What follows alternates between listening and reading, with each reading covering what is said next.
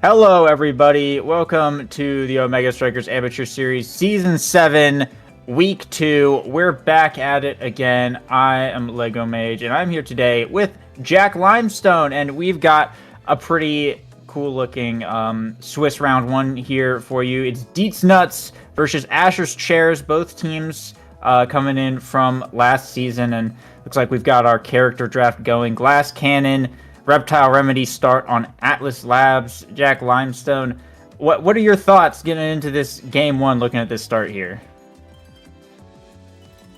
Excited to be joining you on the cast here. I think it's going to be a great time. Very interesting start.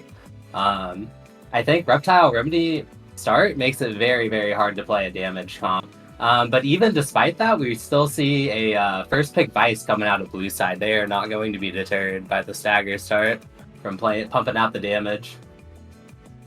Yeah, I mean, absolutely. Vice is just a character who just does a lot of damage passively, even if you're not trying to go for that damage. But I'm also seeing the Era Dubu come out for them, second pick, which is kind of interesting because they're not necessarily characters that are known for doing a lot of damage. But really notably here is, unless that's like Vice goalie and like Dubu forward, then looks like they're playing a double midfield comp here as well. Yeah, and I see the Octavia. Oh, my bad. But I see the Octavia pick also pull out from red side as the final pick, which is also really interesting. Yeah, that is like a really great point you raise. In a comp like this, you would expect Dubu to be the goalie, but then that leaves them without a true forward. So maybe we will be seeing the Dubu forward come out here. And of course, the other side we got a little bit more of a traditional, goalie midfield forward coming out. But I'm excited to see where this Dubu ends up. Yeah, I don't know. I think it's just kind of up in the air, really, at this point, because it feels it's just kind of a weird comp in general. No matter what. I'm interested to see what this Octavia is going to be doing. I think, yeah, okay, that's Deets Nuts was red team, so that's going to be, I think, I want to say Nade YT is their midfielder, if I remember correctly, so that's likely going to be them rocking the Octavia. And on Glass Cannon start, kind of interesting pick there. You do get a decent amount of speed coming out from the pickup, and with, like we were saying earlier, likely not going to be a huge damage game. It could be some nice space for this kind of speed character to flourish and not really have to worry about dying. So I'm curious to see how it's piloted, especially in this series. Octavia tends to be a very volatile pick. It can either absolutely dominate or fall a little bit flat if the other team knows how to counter it. But already it's looking to be a little bit of an interesting game here, just from these picks. Yeah, you're absolutely right. I mean, the Octavia. I mean, no matter what level you're playing at, the Octavia is either taking over the game or absolutely useless. I would be surprised to see the Octavia going Glass Cannon. I expect it to be a Reptile Remedy pickup just to kind of give her that survivability that she otherwise normally lacks. Especially with a Vice coming out on the other side to just get those chain lightning procs constantly stopping a Glass Cannon if it were to come out.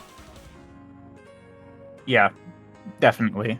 We'll have to see what the pickup ends up being, but I wouldn't be surprised at all. And they do have the Asher forward as well to help back up. So if this is like a Dubu forward, that Era or Vice, most likely Vice if it is a Dubu forward, right? Yeah, I'd agree. It's going to be a little bit.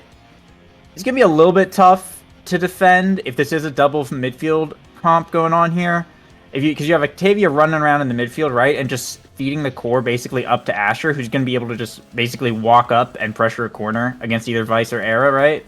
And I think that's really just going to be on Asher's chairs to kind of not allow that to ever happen to begin with.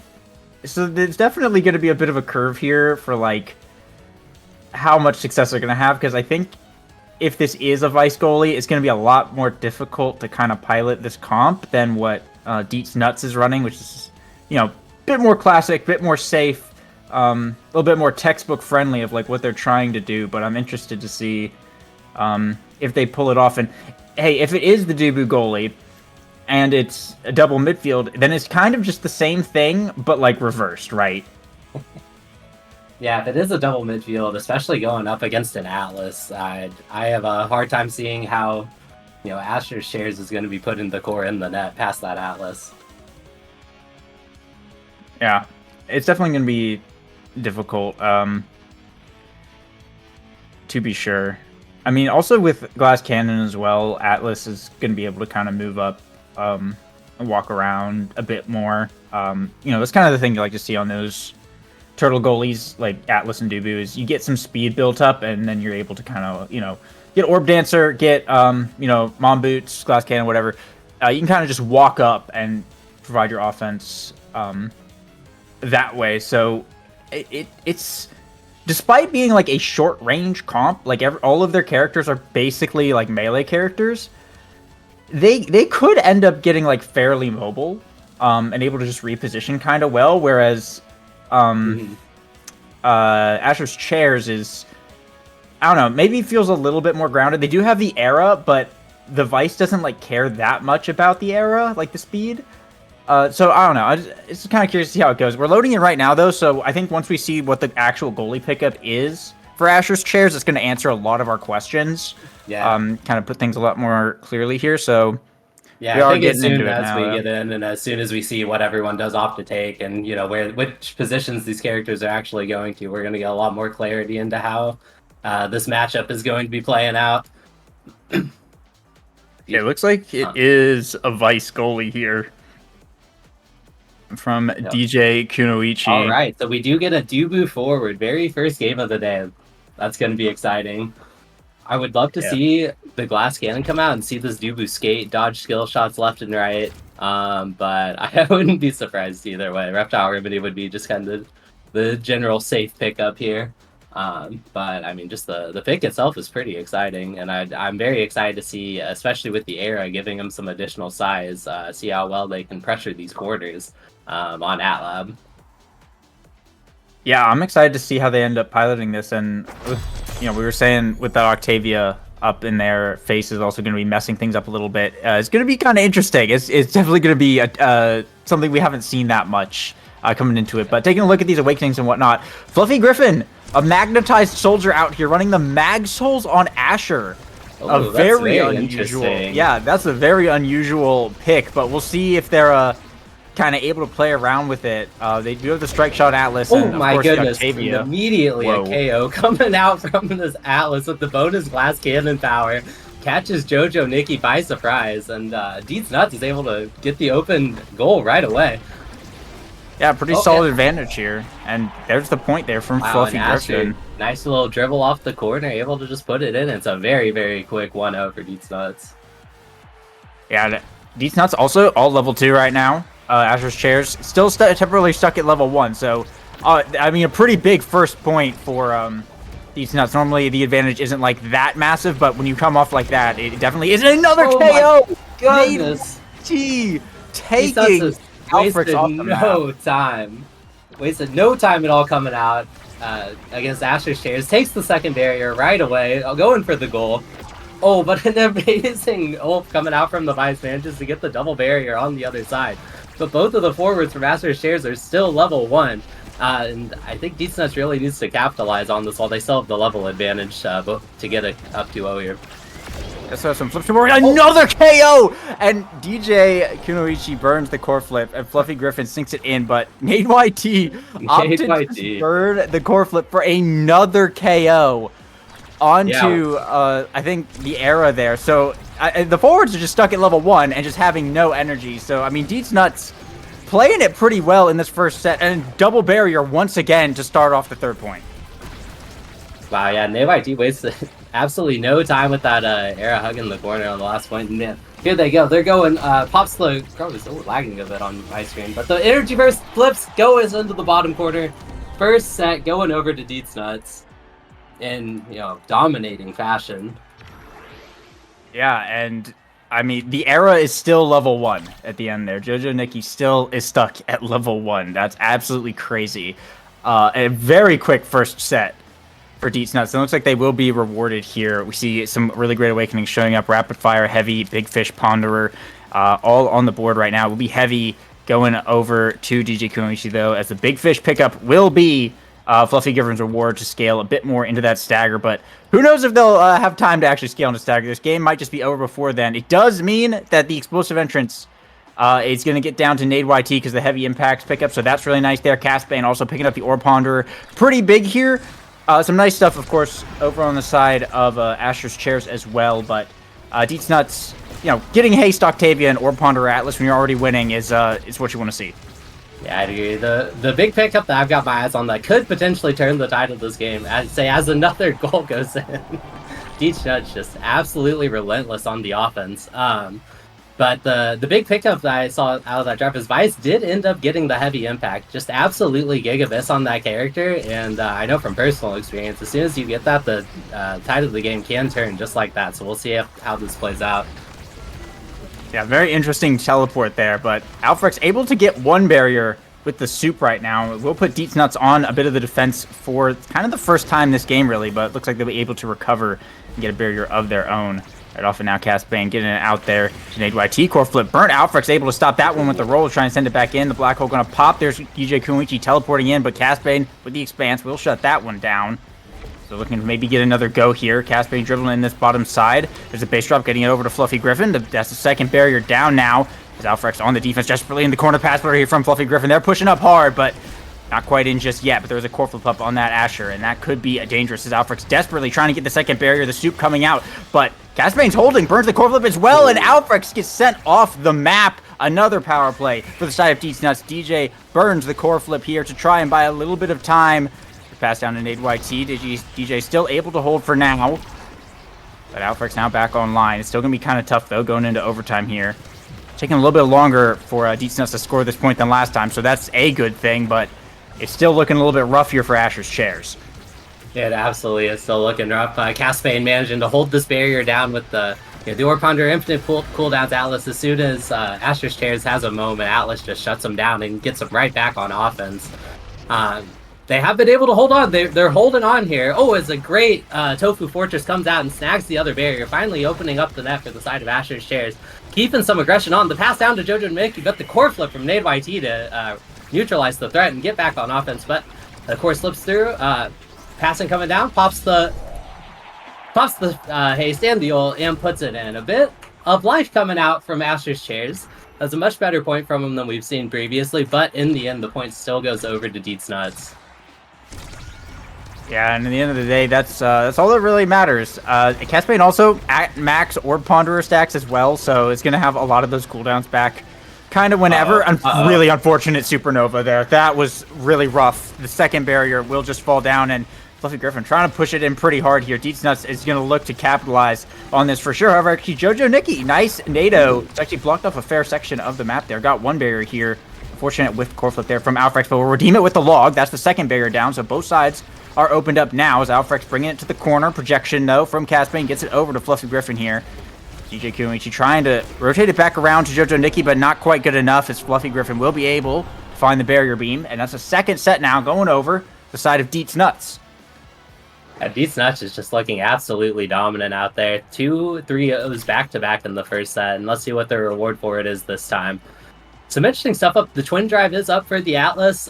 Chrono Boost is up for Octavia. We'll have to see if Dubu ends up denying that one. Atlas does pick up the Twin Drive here. Dubu opts to not deny the Chrono Boost, goes for the Monumentalist instead. We'll see if that offensive pressure can translate into anything for the side of Asher's Chairs, but I have a feeling this Chrono Boost Octavia is about to take over the game. Even more than they have been previously. Deadeye from the Vice helps with a little bit of the damage output. Perfect form. Asher gets some more cooldowns. And then Era picking up the Castle Ass to round out the draft. Not bad, but not great. And honestly, overall, I feel like Deets Nuts comes out ahead on that draft.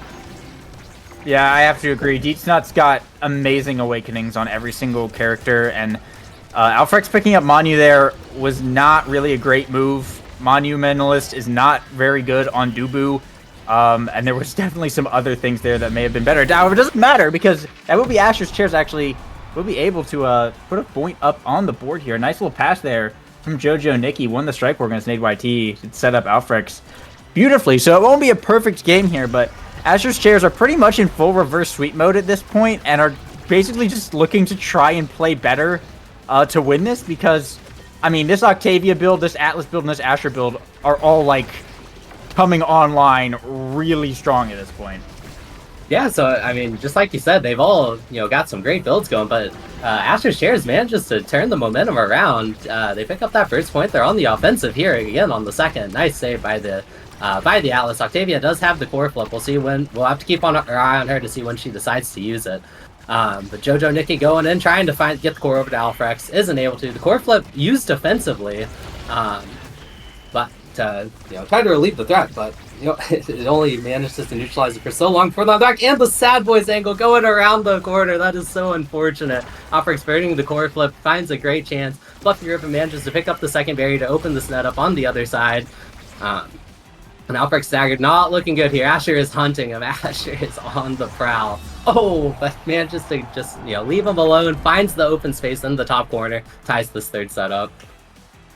Yeah, Deetsnuts still able to do it here, and once again, looking at the levels, unfortunately, Jojo Dickie's still stuck at level 3, just hasn't been able to really interact with the core or do too much this game. Nade YT and Fluffy Griffin just been shutting them down from most of this. However, another big KO here from Nade YT onto Alfrex. That base drop has been absolutely deadly, and a nice primary as well. We'll see that second barrier go down as this Octavia is just boosting around the point, sunk right into that top side. Deetsnuts bringing it to a match point already in almost record time. I mean, this is an incredibly quick game so far, and Deetsnuts do have a bit of an energy advantage as well.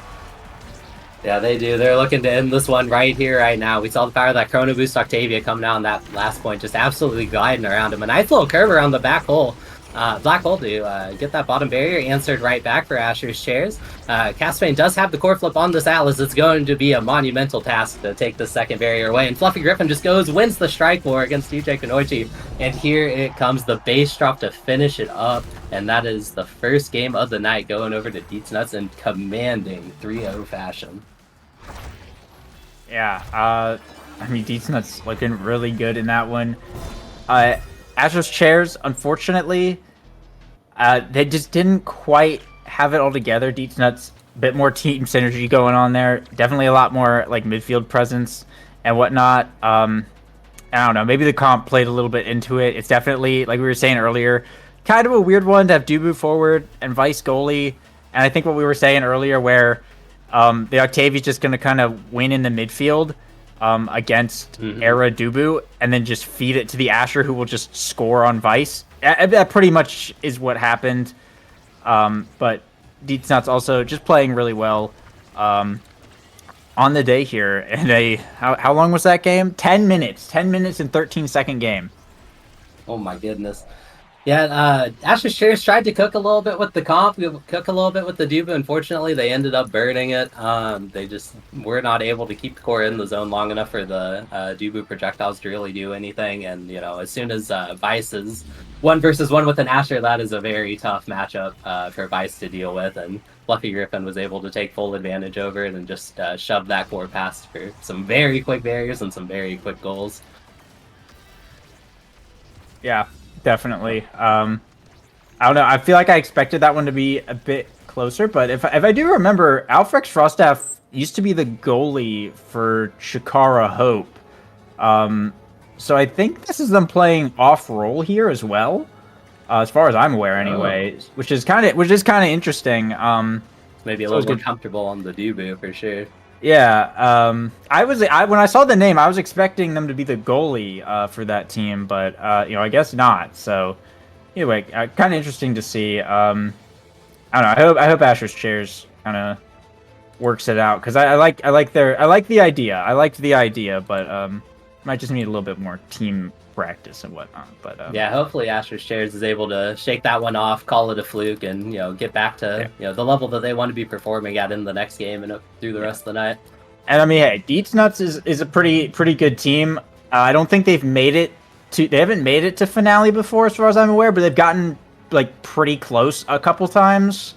So yeah, either way, a good way to start the night off for Deetsnuts. But with that one under the belt, we're gonna be cutting to a bit of a break here, while we wait for the rest of the games to finish up, and then when we come back, it'll be Swiss round 2. I'm looking forward to it.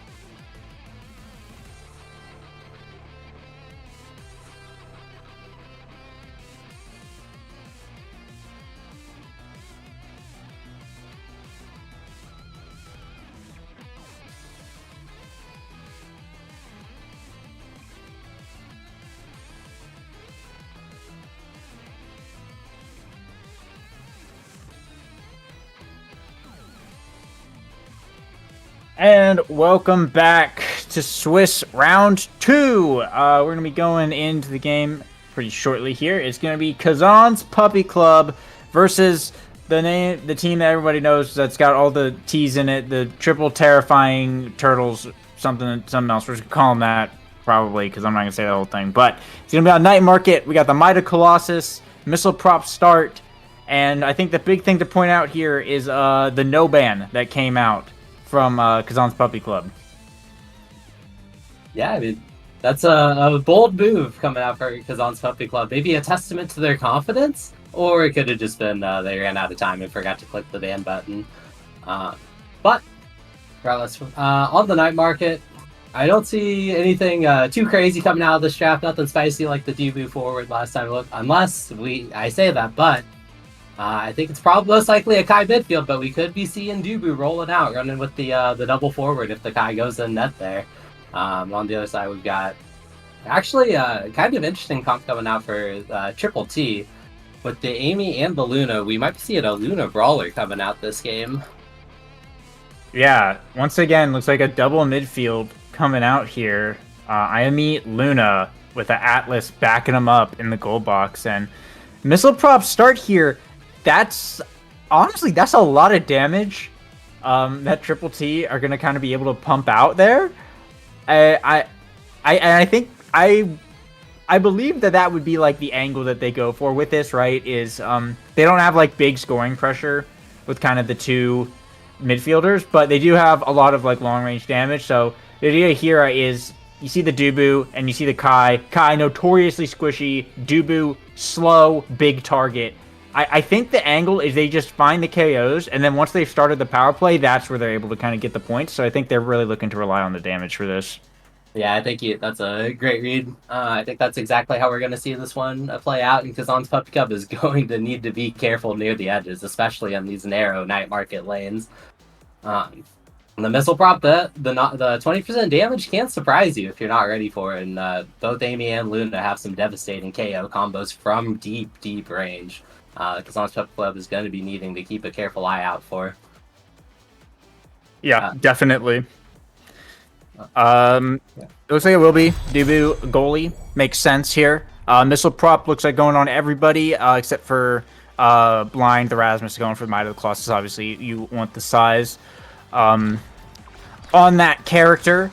So a little bit of size scaling potentially going on there. A little bit of a weird kickoff as well to kind of start us off here, but looks like they're going to even it out right now. But I mean, already looking like, well, I was going to say it was looking like the damage is coming out, but kind of it's not, because the thing that I literally just noticed that boggled my brain is it is actually Atlas forward and Luna goalie. We were wrong again. We were wrong, man. We just do not have the reads coming out on these comps. Yeah, the Atlas forward, interesting pick. I mean, they still have all of the damage from the Luna. They just have a little bit less, lock it down coming out of the goal box. But, B-Knight's doing a great job already defending that second barrier. And we'll see if Atlas can contest this Dubu with the creation-on-creation matchup. Yeah, and Missile Prop is really good on both these characters as well. Dubu goalie with Missile Prop on this map can be kind of devastating on the offense. You can just walk up, drop the soup like from midfield, and it goes all the way to the barrier. A huge hook from Blind saves the core flip and gets the barrier, though, for the side of Kazan's Puppy Club. Is they're looking to maybe set up a score right now. As long as EKC fans able to stay alive here, be able to block the core flip from B-Knights. Now flip here from Wipeout Ninja, sends it to the top line. Can't quite find the pendulum swing. It will get back to B-Bow, who will find the shot to the bottom, though. Triple T picking up the first point there, but still pretty good play there from Blind with that hook and that one bit. Yeah, that was a valiant effort from Blind, but it just wasn't quite enough. B-Knight was able to fend him off just long enough for B-Bow to get the core flip and snipe that bottom corner. On the other side now, B-Bow takes the first barrier pretty quickly.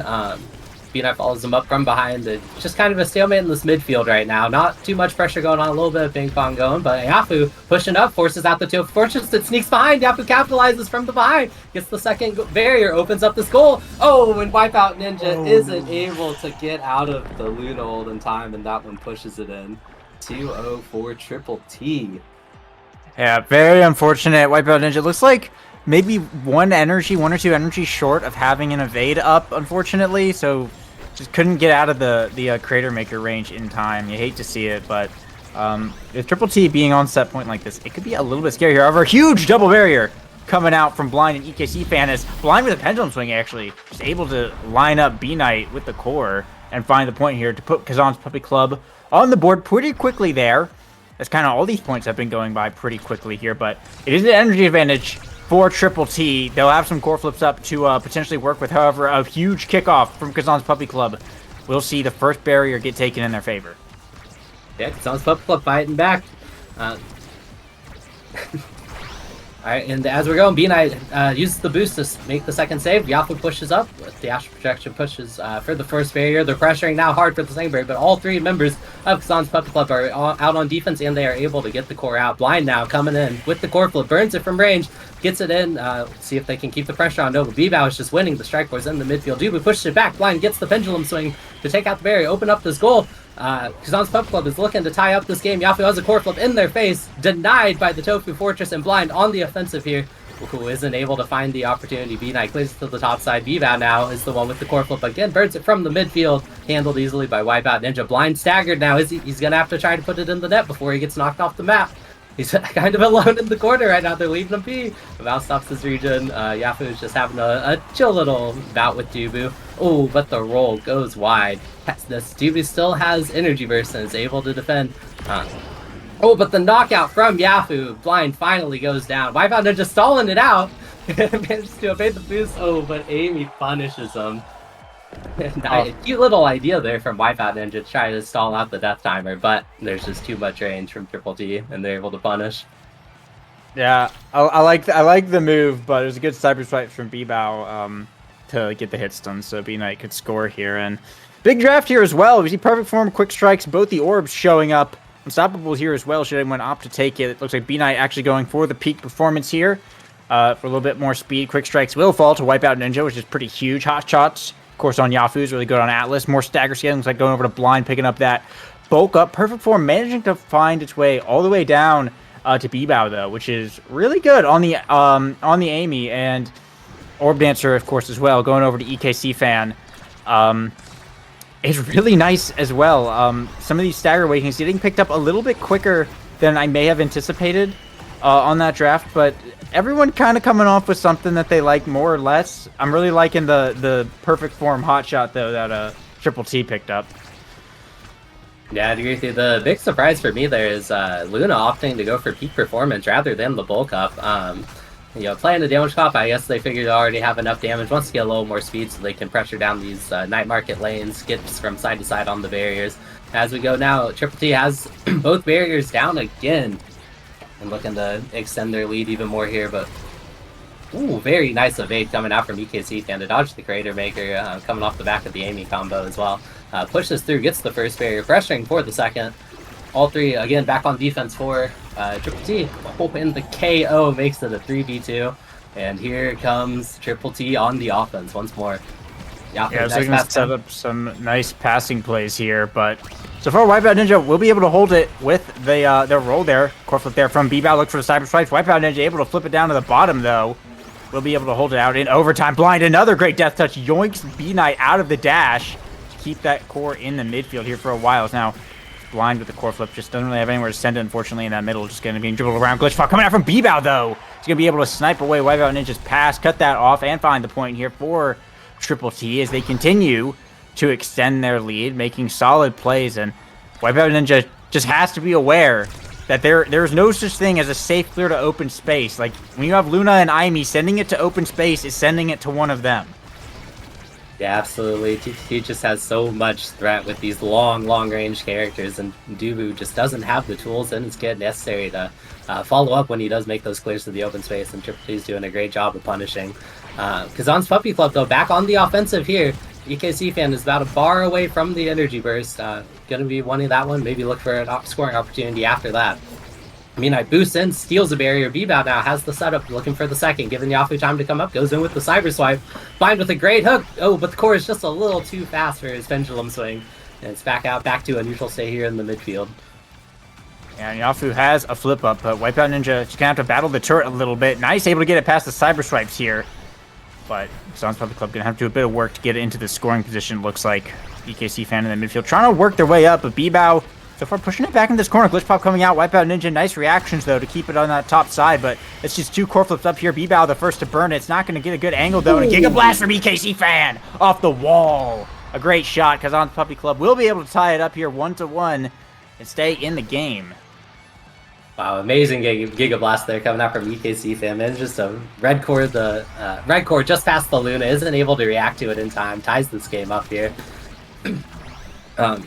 Yafu still holding on to the energy burst. He's had that one for quite a while now, actually, just looking for the perfect opportunity to use it. Oh, really good Tofu Fortress denies the threat coming out from the Atlas there. The nice Death Touch it coming out, able to get one barrier back, wins the strike for the second barrier, and now suddenly Kazan's Puppy Club is threatening to take the lead here in the second set. Oh, Wipeout Ninja, fantastic core flip just before Yafu burns theirs, manages to make them use it on nothing.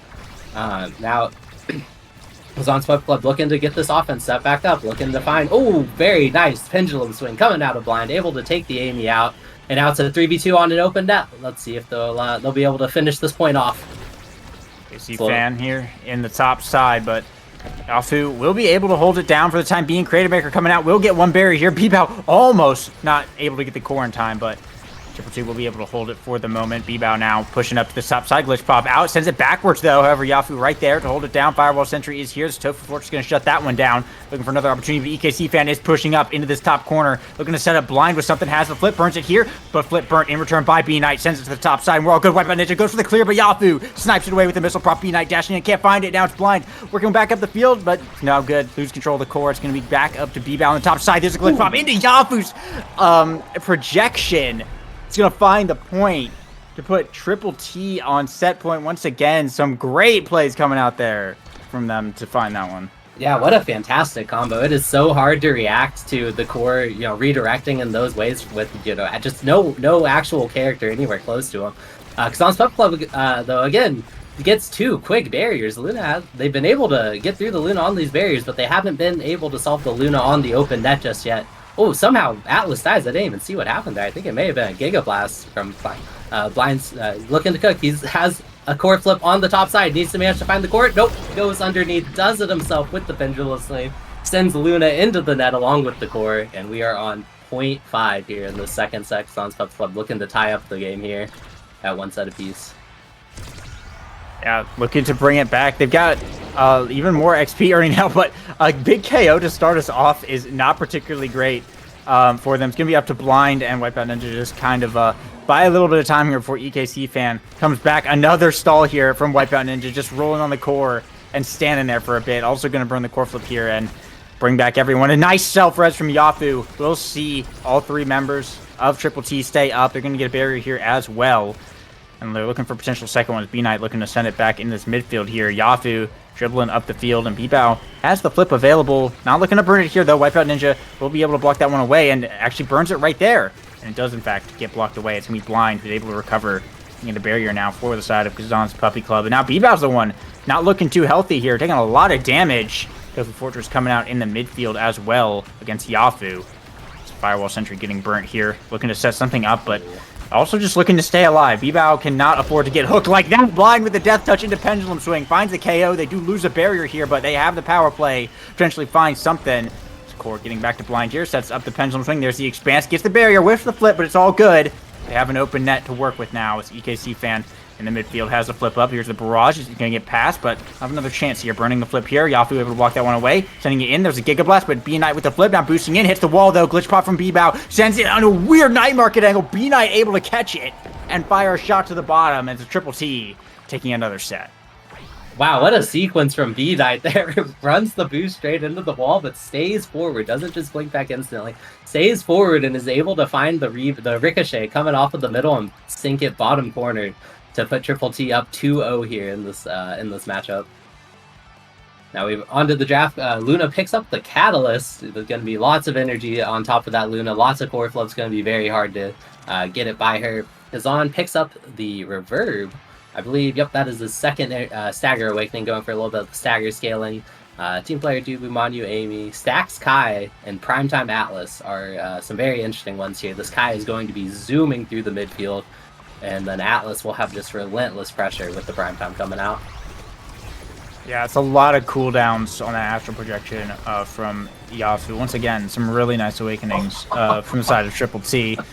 But some solid defense here from the side of Kazan's Puppy Club. Wipeout Ninja absolutely holding it down. And a great pass from Blind as well to avoid the cyber swipes from Bbow. We'll see both barriers continue to stay up despite every attempt that Triple T has been able to throw here. Kazan's Puppy Club slowly learning, slowly adapting to the game plan. And once again, a great dribble from Blind to avoid the rocket, but unfortunately not able to get a barrier here. Looks like EKC fan trying to make something happen, but defenses from both sides are holding very strong at the moment. Yeah, they are, and suddenly this damage is stacking up onto EKC fan. Triple T has some threat on him. He's going to have to watch out. But they opt to ignore him, not looking to finish off the kill. They're just opting to push their pressure while they have the forward and net there. But Blind does a great job on the defense. They still have both barriers up. Tofu Fortress shuts down any attempts in the top lane there. And Kazan's Pup Club is looking to fight back. They get the first barrier here. Bbow has flipped, but is very low. Burns it now, gets the top barrier into a perfect ricochet right into Yafu's waiting hands. Isn't able to convert on the opportunity there, though. Has core flip now, and they're going to keep trying to feed this Atlas, but EKZ fan, with the extra speed, is just going at him 2v1, picks up the second barrier, now an open net for Kazan's Pup Club to take advantage of. This Dubu is holding it down, even with the Atlas right in their face. Giga Blast sends it, Red Core goes right back where it came from. On the other side, Yafu isn't able to convert, but they are doing a great job on the side TPG, keeping the core in Yafu's hands, giving them plenty of chances to convert, and sooner or later, that barrier is going to go down. There it is. Very nice rocket coming out from B-Knight to keep the core up. Comes in with the boost, has the core flip, misses! And Kazan's Pup Club is hanging on by a thread here. Yeah, both sides gonna have some potential to kind of sneak it in there. EKC fan, he does need to recover a bit of this stagger, though. Losing those stacking awakenings could be really bad here. So it looks like B-Knight trying to send it back in. Bbow running up, trying to find it. Wipeout Ninja clear to the bottom. There's a death touch from Blind. Yafu able to win the strike board there. Now Blind dribbling up the field as the pendulum swing. Able to utilize that overtime speed to get it right past B-Knight. A great shot there from Blind. He's looking really good on this Rasmus all game to put Kazan's Puppy Club first on the board in this set, but they are in reverse sweep territory right here. However, EKC fan does have the max dancer as well as almost max pancakes, so this Kai is going to be running pretty fast, and with a huge kickoff like that, getting both barriers, this could be the opportunity that they need for Kazan's Puppy Club to potentially turn this game around. Ooh, whoa, beautiful bang. Pass. Beautiful pass from EKC fan down into Blind. Gets the 1v1 with the goalie behind the Amy on the defense and is able to sing it top corner. And just like that, they're looking at a set point here for Kazan's Puppy Club. They have some life. Yeah, I mean, absolutely. They can definitely turn this one around if they need to, but energy is going to be coming up from all parties presently. So they're going to have to watch out for that core speed. And, of course, those long-range attacks that have been getting them all game. Tofu coming out here is going to send it kind of wild there with the missile prop. But the barriers will stay up. Core flip here from Yafu. Just going to get blocked away, though, by Wipeout Ninja, looks like. Not particularly a great angle. Unfortunate night market angle, though. We'll see one barrier fall down here as they're looking to send it back into Blind. Pendulum swing to find that barrier. Now it's an open net for Triple T. Blind looking for a shot. Core flip here from B-Knight's going to be able to clear that one out, though. But EKC fan looking to set up another one in this bottom side. Burns the flip. It's in the Firewall Sentry, but B-Knight able to block that one away. Wipeout Ninja looking to set up another opportunity, but this Kai is taking a lot of damage. Now Blind gets hit with the... I don't know what that was. It was something. Got hit with it, and then it pushed him back a bit. But now EKC fan trying to go for another one. B-Knight, though, will hold it down and get it back to Yafu. Bbow looking to rush up on this top side. However, Wipeout Ninja will keep it down and fight that Atlas on the bottom. This course moving kind of fast here. Glitch Pup comes out on favorable angle, though. She's a barrier stand up. Giga Blast from EKC fan, huge to get it through Yafu. A perfect angle to the top side, and that's Kazan's Puppy Club taking a set now of their own. Wow, fantastic out of Kazan's Puppy Club. 3-0. They are making a statement here. They're saying, all right, this game is not over yet. Down 2-0. Good thing that the game is played to 3 sets, and they are ready to come back firing for the 3 sets. And I think they may have found their win condition here with the team player Dubu, locking it down until overtime and then just sending red core after red core back into the face of Triple T. And sooner or later, that core speed is going to sneak one through. Now onto the draft guy picks up Chrono. Luna, Deadeye, Glass Cannon, Dubu, Twin Drive, Atlas. It's just bis for every single person first forward this draft. And then we get Reptile Remedy continuing the stagger scaling on Rasmus. Luna with some extra damage finishing it out. That is an interesting draft. Just about everyone got exactly what they were looking for there. Yeah, absolutely. Blind just stacking that stagger. EKC Fan just even more speed.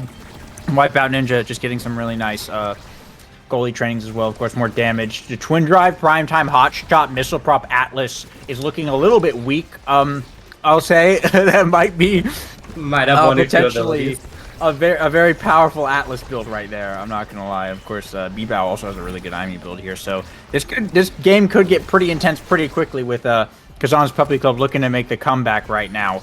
There's one barrier remaining for each side right now, and core in Yafu and Bibao's hands. There's a big sentry coming out right now to try and force it through. However, it's not going to be quite enough on that go.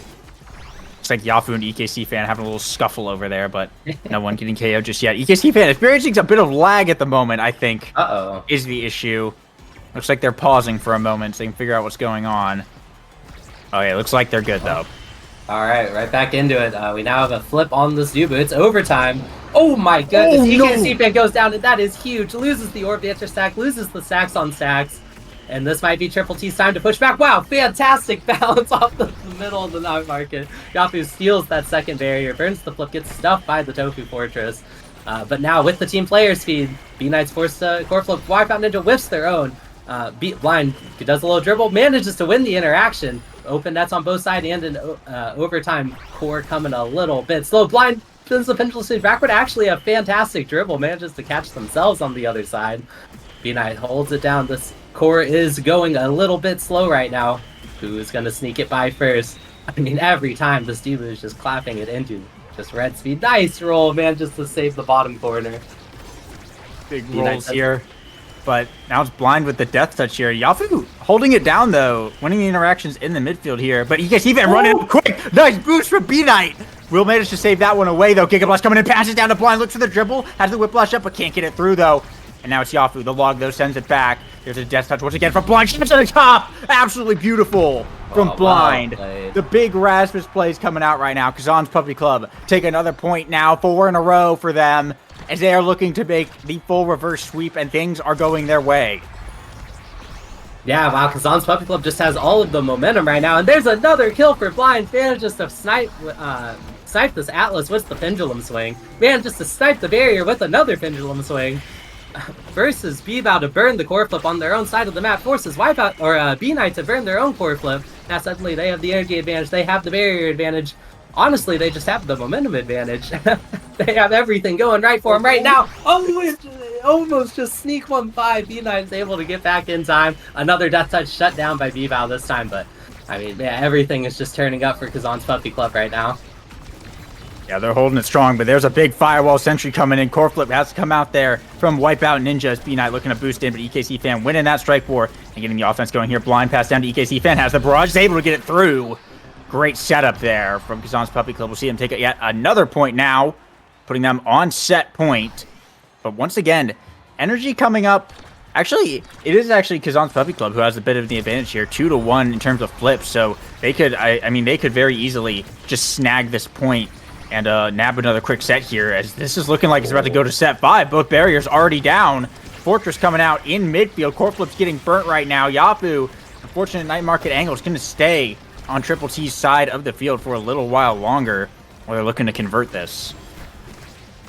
I mean, I'll say it, Kazan's Puppy Club has scaled everything that they, I mean, Triple T had the advantage early in as they managed to get the stacks for the second time out of EKC Fan. But, I mean, now they've scaled to the point where the core is moving too fast. This Dubu is too big of a wall for them to get by, I say, right as they go get the second barrier. But Blind with the core flip, burns it from afar, gets it in. EKC Fan following up, gets the Giga Blast blocked by Yafu. Blind with the dribble, gets it by. EKC Fan coming on the top. Blind's going to go below again. Waits out all of the abilities. Well played. Oh, but B-Knight sneaks it right below him again. And EKC Fan, the core drifts up to the top, but he isn't able to convert it. Wipeout Ninja going to get a team player pass coming through. Glitch Pop going backwards. EKC Fan, fantastic pass down to Blind. Wasn't quite ready for it. Dribbles back, finds EKC Fan again on the top. and B Knight is holding on right now. B-Bow looking to sneak one in with the core flip, can't quite find it. Well held by EKC fan Wipeout Ninja. And this relentless pressure coming out from Kazan's Puppy Club, but B Knight is unyielding. They are not ready to go into the Awakening draft just yet. As Wipeout Ninja has the flip once more, I wouldn't be surprised to see a core flip team player pass coming out. Yafu goes for the distance. Oh, fantastic bounce pass, finds Blind perfectly with the dribble off the corner, sends it to the opposite corner. Wow, that was a fantastic sequence coming out from Kazan's Puppy Club to tie this game up at 2 sets apiece and send us into set 5. Huge plays there from Blind. Some pretty crazy dribbling, and the big fish pickup will be the reward. The Stagger Exodia is complete with the size scaling as well. This Rasmus is going to absolutely punch hard. Extra special as well, going over to B Knight. Huge awakening on Luna. Rapid fire on Wipeout Ninja is going to be big as well. Does deny it away from Yafu, who would have otherwise cooldown Exodia, but will go for Siege Machine instead for even more projectile range. Explosive entrance on EKC fan for even more ludicrous speed, and B-Bow just kind of picking up the average because nothing's left. But outside of that, pretty much everyone getting whatever they wanted. Huge Biss all around. Look how far that astral projection goes from Yafu. That's crazy right now. That is crazy. Ooh, wow, very nice primary from Yafu. Find the double barrier. And now suddenly, TTT's like, wait a second, guys. We can't lose this game. They're fighting back. They're back on the offensive. EKC fan waiting. Blind gets the 2v1 to take the second barrier. It's open on both sides. If B-Bow can find this kill onto EKC fan, pop that adrenaline rush, this could be the momentum shift that they need. Yafu instead does it themselves, doesn't get the adrenaline rush proc on B-Bow, but 3v2 now for TTT. Oh, a bit of a night market moment, sends it back, loses a bit of their tempo, and they just can't seem to find each other with the passes right now on this power play. EKC fan back up, Yafu does have a flip now. Oh, but EKC fan just comes sprinting in out of the death box, immediately pops the haste and just runs for that top corner, and B-Knight was just caught off guard there. 1-0 for Kazan's Puppy Club in this decisive 5th set. Yeah, I mean, you got Double Dash Awakening Kai over here, who can run pretty fast whenever he uses that secondary. Of course, that Orb Dancer and Stacks will be coming up the later that this set goes on as well. But it is 3 core flips over on the side of Triple T, but no barriers, though, is going to be a little bit of a problem right now. It's B Knight risky clear up to B-Bow, but it will be good enough. Yafu able to get 1 barrier here, potentially looking for more B-Bow backing him up here. Wipeout Ninja burn the core flip, though, is going to be a little bit unfortunate as it's just going to go right back to Triple T. We're setting this one up. Unfortunate angle on the Death Touch. Blind to Night Market moment. Sees the second barrier go down. B-Bow burns the flip here. Does get blocked away. Glitch Puppet, Astral Projection kind of cancel each other out right there. But massive KO coming out from the Tofu Fortress. B-Bow is taken off the board, and now Blind works his way up the field. Another power play here for the side of Kazan's Puppy Club. A shot to the top. It is good from Blind as Kazan's Puppy Club now have gone... What's that? They got like every point basically uncontested now since 8 straight. That's crazy, and now they're on match point. Yeah, well, a bit of a red core jump scare coming out from this 181 power Rasmus with the bulk up, with the Might of the Colossus Big Fish combo, and finds another kill onto Atlas on the top side. Ooh, good death touch, but an even better boost from B-Knight, saves that second barrier. But EKC is on the hunt. They find the second barrier now. They want this game. Kazan's Puppy Club is looking to finish it off. Blind tries to mix them up, but gets the dribble off the wall with the pendulum swing, sends it in, burns the core flip for fun after the game. And wow, what a comeback coming out from Kazan's Puppy Club to take this one 3-2.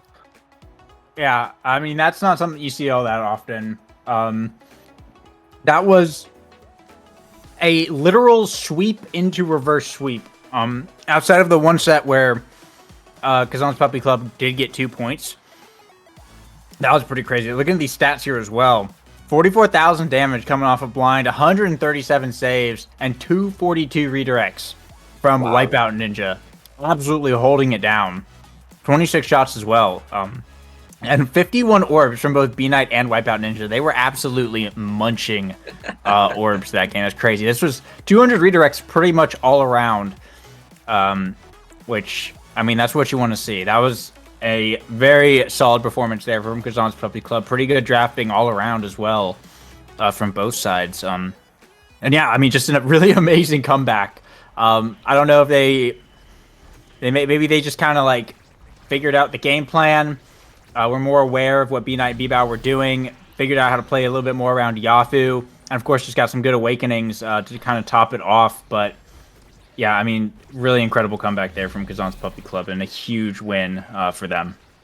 That was a huge win. Wipeout Ninja, just after that second set, he just absolutely locked it down with the T player as well to get the offense rolling. Blind looked fantastic on that Rasmus. Lots of really good pendulum swings, lots of really good death touches. And was able to mix up this Luna in the net, and then EKC just with the move speed Exodia build, zoom in all over the map. And they just scaled. They scaled, they hit their win cons, and they played around them super well. So well played, the Kazan's Puppy Club. Well-deserved win. Yeah. I mean, Blind looked really good on that Rasmus. EKC fan as well. Had a lot of move speed items on Kai and was utilizing them to their best. And Kazan's Puppy Club did not have a ban. They didn't ban that game. So it ended up being totally fine. They won without a ban, which is pretty crazy, right? But I really enjoyed watching Blind play that Rasmus. And I am excited to see where they go from here. I could easily see the scene making it to bracket tonight. They could potentially be qualifiers as well. I think a team to maybe keep your eye on. I think they did pretty well last week, if I remember correctly, but I don't remember exactly. Yeah, but either way, with that done, we will be going to a bit of a break here before Swiss round 3. Looks like a couple games are still finishing up, but yeah, stick around for that. I'll see you there.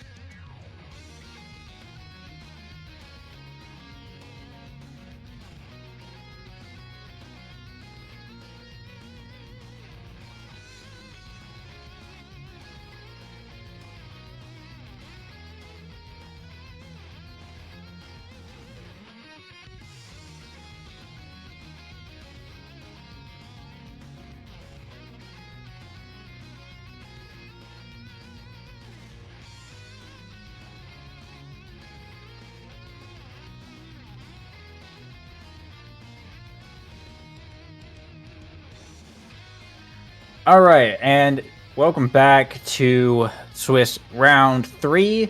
Getting into Name Team versus Fox and Sox, aka Chikara Kittens, who Fox and Sox is the goalie for. So it's going to be another night market game, pretty classic one. Explosive entrance, cast to last start, and already the picks coming in.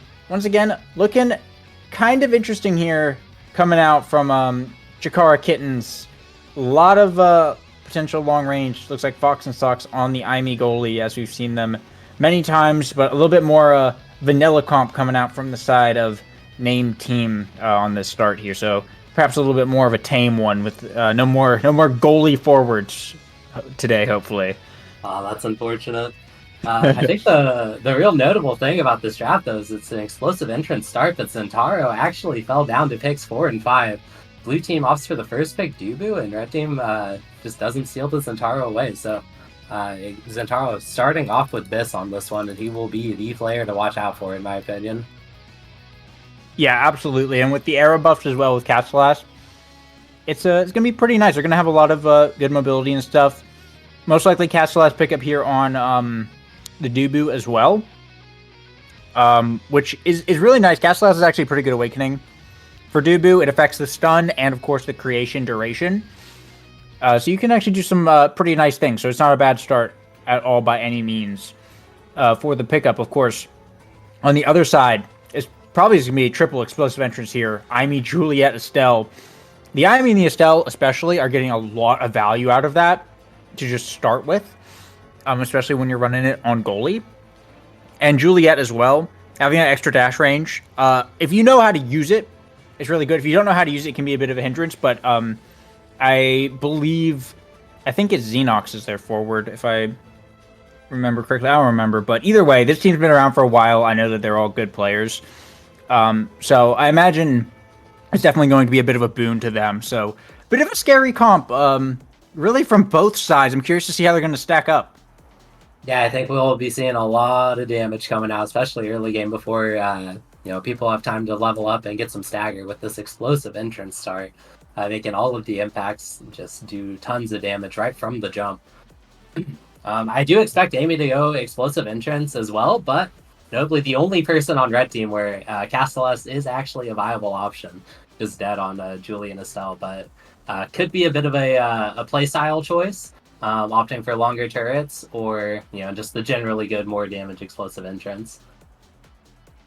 Yeah, and we'll see here in just a moment as we are getting into it right now. Both these teams 2-0, so going 3-0 at this point basically means you're more or less guaranteed to make it into bracket, as it's, I believe all 3-1 teams, or at least most 3-1 teams, 4-0 teams, and I think all 3-1 teams make it into the bracket. But it might depend. But anyway, it's going to be pretty big for whoever wins this, obviously. But already, a quick barrier here going down, a name team able to pull it off pretty quick. And just looking at these awakenings and whatnot real quick, it's pretty much as we expected with the explosive entrances and whatnot. But notably, Name X Raw took Vicious Vambrace here on the Zentaro. Not something you see all that often here, but looking to stay alive. Of course, he's not going to defend you from getting knocked off the map like that.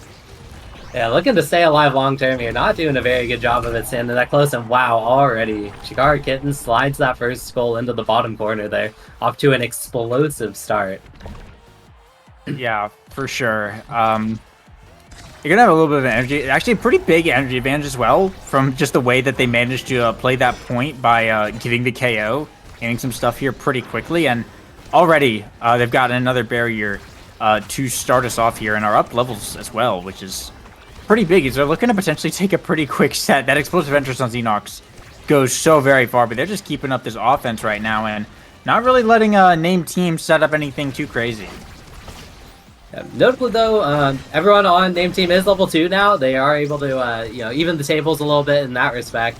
But there isn't a lot of damage coming out for the side name team other than this Zentaro, who is going to be having to, with the arrow buffs, going to have to be carry the brunt of the offensive load.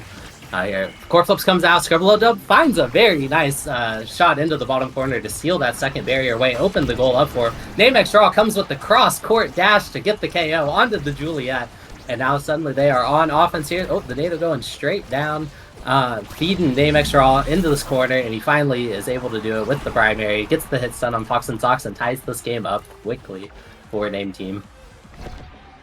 Nice shot from Name Raw. It looks like these KOs are playing decent parts in these points so far. Been a bit swingy when they're able to find them. A nice piercing shot from Mura, though. Able to snipe away that one barrier. Fox and Sox almost able to get a second one as Xenox almost getting another KO onto Zayd here. Core flip blocked away from Mura, though. But no barrier coming out of it yet. Chikara Kittens will be able to hold that one down. And it's like reconvert onto offense of their own. Fox and Sox teleporting up, able to get that second barrier here. Now Xenox in the top with a dash punch. Huge point. Finds the KO. On to Scrubba-Lubba-Dub as well to boot. It's going to put Chikara Kittens on set point. Honestly, Xenox, that was just rude. No need to... You already had the goal going in, but then angles the punch to get the KO as well on Scrubba-Dub, making a statement coming out here. As now, right away, Chikara Kittens are back on the offensive. Namex Raw doing a good job in the midfield here, is able to break through and get a barrier on the side. Xenox burns the combo, doesn't quite get on Namex Raw, but they are very low now. Gonna have to play for their life for a bit, try to get their stagger back. Fox and Sox jumps their entire kit just to get them staggered. Zentaro has the core flip, goes up. Wow, that vicious Vambrace putting in huge work. Able to get their entire health bar back while taking all of Fox and Sox. Xenox on the other side gets the second barrier. It has a chance now. Here come the Chikara Kittens, and they just shove so many abilities into that corner, and they take this first set 3-1. Set one going over to Kittens right here. Xenox, the MVP. You take a look at what Wonderful Awakenings. Wow, Perfect Form, Catalyst, and Ad Rush all showing up right here for this Juliet. Perfect Form and Catalyst. I mean, it's going to be going over to Zentaro and Juliet. Here's just going to be a matter of... Whoa! Hey, now. Okay. Prize Fighter first... Wait. Okay, hang on. We got to reevaluate something. Twin Drive going over to Zentaro here. Catalyst is the pickup for Estelle. It's a Reptile pickup for the Dubu. Perfect Form going to fall to the Aimi, and Chrono Boost managing to get picked up all the way at the back there by that Era. A very weird draft, to be sure, but I'm thinking Kittens comes off better on that. I would have to agree. I'm thinking might have been a little bit of a misclick for the Zentaro here. He has double Vis there. Opts to go with the Twin Drive instead. Just loves that mobility. But hey, more abilities, more damage, more healing from the Vicious Vambrace. But Chikara Kittens is just running a stifling offense here, just keeping it deep in the zone. Name Team is finally able to come down and stabilize a little bit. And I say that, but Chikara Kittens just has so many abilities from range, so much damage, so much oomph behind every single one of their impacts with the explosive entrance. It's just unrelenting pressure. Yeah, and Kittens has been a team around for a lot longer than Name Team as well, so they have a lot more synergy just kind of going for them as well. And they're also going to have 3 core flips as well. They have lost both barriers, which is a bit unfortunate, but they should maybe be able to hold this one down as Xenox finds the big KO. Going to stack up that prize fighter right now. Zentaro taken off the field right now as all 3 members of Chikara Kittens looking to maybe get some pressure going here. Pushing into this bottom side. The Maelstrom coming out from Zayd, though. He's going to take Mura off the map with Flip, and they're able to find the point with the red core round. Fox and Sox not quite able to get back in time. Was just pushed up a bit too far. That KO was a huge punish there from Name Team. Wow, Zayd doing it all themselves on that point. Finds the KO, finds the long shot to sneak it into the goal and tie this set up. Very well played by Zayd there. Now getting back into it, Xenox finds the dash, doesn't have the punch behind it. Namex Raw, ooh, very, very close to getting the KO on Zayd and Namex Raw stack their lines on top of each other, get this still off the map, and they are back on the offense here, looking to take advantage of the power play. Yeah, and they will get one barrier off of his. Namex Raw looking for more. He's going to be able to find that one. We're back online, but in a bit of a tough situation right now. However, some nice abilities set up. The Rose Warp into Piercing Shot will get both barriers quickly in return here for Chikara Kittens. Namex Raw, though, shot to the top is actually good. That's kind of crazy. Looks like a nice mix-up onto Fox and Sox there. I thought they were going to the bottom with that, but that's enough to put Name Team on set point.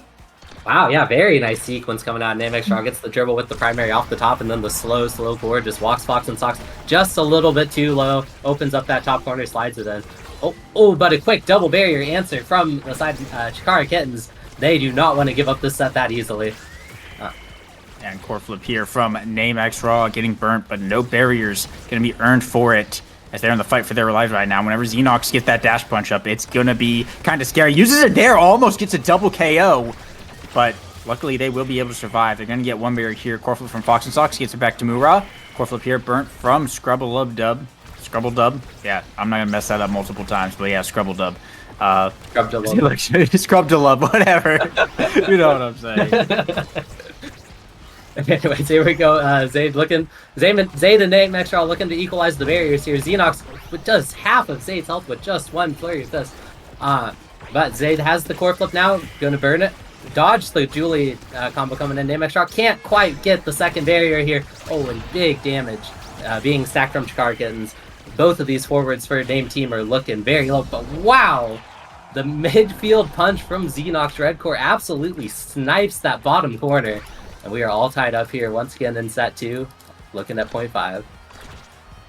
Yeah, Name Team keeping it real close this time around. They do have a lot more to work with. The Twin Drive explosive entrance on Name X Raw, even though it was the incorrect pick on that draft because Perfect Form and Catalyst were there. Twin Drive explosive entrance in Taro is still like pretty good. You know, this guy can get around the map pretty decently to kind of contest with that Estelle range, and actually right there coming in pretty big is going to be the KO on the Mura that sets up the power play now for the side of Name Team. Out the cyber strike from Fox and Sox, we'll get one barrier. Looking to stall it out. Great save once, but not twice. Zayd finds the barrier here. Mura is back, and both sides opened up. Xenox in this bottom corner. Mura looking to back him up here. Finds the dash punch. That explosive entrance range on to Scrubdalub. And that will be Kittens taking the set regardless. Yeah, well played by the Kittens. Very good job keeping their composure there. They went down a point, but they were able to settle down, get back to playing their game. And they are forcing their way through. And now we are onto the draft with Chikara Kittens in a commanding 2-0 position here. Stinger going to be picked up from the Amy Siege Machine coming out for Era. Julie with the Bite of the Colossus doesn't have any size on it, but already has some extra power to complement it with the Prize Fighter. A Happy Star for Zentaro, more cooldowns for both him and the Cell picking up the Rapid Fire, and the classic Dubu Glass Cannon going to be skating a little bit out here coming in. Lego, what do you think was the highlight of that draft there? Honestly, I think it's Orb Ponderer not getting picked, like more than anything. And I think the Siege Machine is a weird pickup on Zayd. I understand the Glass Cannon on Scrubdalub. This guy is moving around with the Mom Boots pretty well here, so I guess it's fine to give up the Orb Ponderer, but Orb Ponderer not getting picked and not getting picked up on the Era, who's already got like the buff stuff. I don't know, it's kind of weird. Siege Machine doesn't do like a lot for the character, but either way, Mura's build is looking really good. Xenox's build is looking kind of terrifying right now, and with Kittens already kind of in the lead right now. I mean, we're just gonna see that right there. Xenox just finding the KO and almost getting a double there, but Zayd's out of energy, so we actually might see the double come out if they're able to line up a good ability coming in the future here. But that's just both barriers down for Name Team right now, and they're kind of back in the same situation that they've been in, where Kittens is in control right now. Wow. Whoa. It is just devastation on the side of Name Team. Just so much damage, so many KOs coming out for the Chikara Kittens, and they are looking to finish this one up in 3. Yeah, it's definitely looking that way. Xenox is max prize fighter stacks already off of just the first point, and the barrier already falling down to Fox and Sox. Cyber Swipe. We're keeping it up in the midfield as well. Xenox almost finding another KO, but just quite missing that barely. But looking forward here, actually, Namex Raw will be able to elusive that one, pick up a barrier on that bottom side. The Vicious Vambrace healing is real, but unfortunately with Juliet and Estelle, it doesn't really matter since you're just going to get knocked off the map regardless. Like that, Xenox, huge KO onto Scrubdalub, and that's no goalie here for the side of Name Team. The barrier falling down, core flip from Ruror, passive to Xenox. Will get blocked once here, but they're looking for it once again. Maelstrom coming out, Scrubdalub is back online. Core flip comes out from Zayd. Actually, he's able to nab the barrier off of it as well. And Namex Raw pushing up into position, able to catch Fox and Sox out and get Name Team on the board here, but they got to make the full sweep.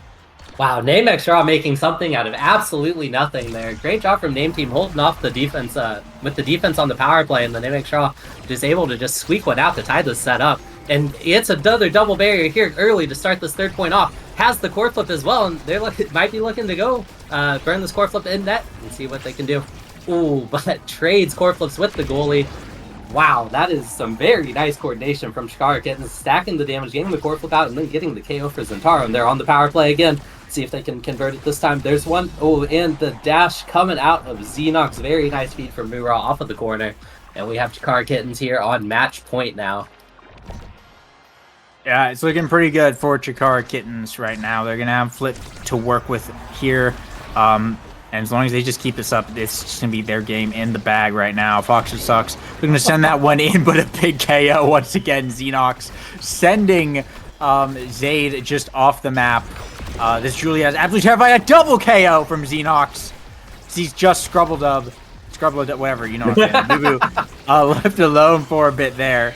Core flip from Murad. Pass up to Xenox. Looking for the shot here, but just waiting for a few cooldowns to come back as they trying to hold it down in the midfield, but it might not be enough here. Murad teleporting up. Xenox shot to the bottom. There's Fox starts with Cyber Stripes. Core flip here. It's going to get shut down by Xenox with the dash punch from downtown. And that's Chikara Kittens taking it decisively. 3-0 right now. I mean, wow. that was a really good performance from them. Yeah, that was well played by Chikara Kittens. Just fantastic coordination. Absolutely nowhere at all for Jubu to go at the end there. Just had every single angle covered by the Kittens with all three members, including that Amy in the net, playing offense there, getting in his face, and just absolutely smothering him until the core finally goes in. Yeah, I mean, I criticized the prize fighter pick on Xenox. But it ended up working out because they ended up getting Catalyst and Perfect Form anyway on their team, which is kind of crazy. But, I mean, that Juliet was absolutely terrifying. This guy can kill from anywhere that they want on the field. And we saw it especially in that last round, which those prize fighter stacks were up. There was just nothing Name Team could do about it. Xenox was controlling their lives. And, of course, Mura and Fox and Sox were just right there with all the abilities to control the core and get done whatever needed to be done. I think definitely some drafting issues from Name Team there. They let way too many good things go over to Kittens. It's just it's a little bit unfortunate for that, but overall, Chikara Kittens, once again, showing they have really good coordination, showing that they are potentially a finale-ready team. They've come very close many times. So maybe this is finally their season to make it there and make some real noise over in that bracket side. So big win for them. Yeah, I mean, that was a statement when these were two 2-0 teams coming into this matchup. And Chikara Kittens came out looking like the clearly superior team to move up to 3-0 in the Swiss play. And I think all but secure their spot in the playoffs coming up soon. Yeah. I mean, looking like it. I mean, that was. I don't know. There's much else to say. I was just an incredibly dominant performance from them. Yeah. They just had the coordination. They had the drafting. All that jazz. And yeah, definitely curious to see if they're able to qualify this week. I feel like every week I see Chikara Kittens, I'm like, yeah, they're going to qualify this week, and then some other insane team just kind of comes out of the woodworks and takes the spot instead. But I don't know. Maybe this will be their week. There's still a lot of other good teams left in the group, but I mean, we'll have to find that out. They'll have to still get through Swiss round 4, which we're going to be throwing it to a quick break, and then when we come back, it will in fact be the aforementioned Swiss round 4. So stick around for that, and we'll be right back. You won't want to miss it.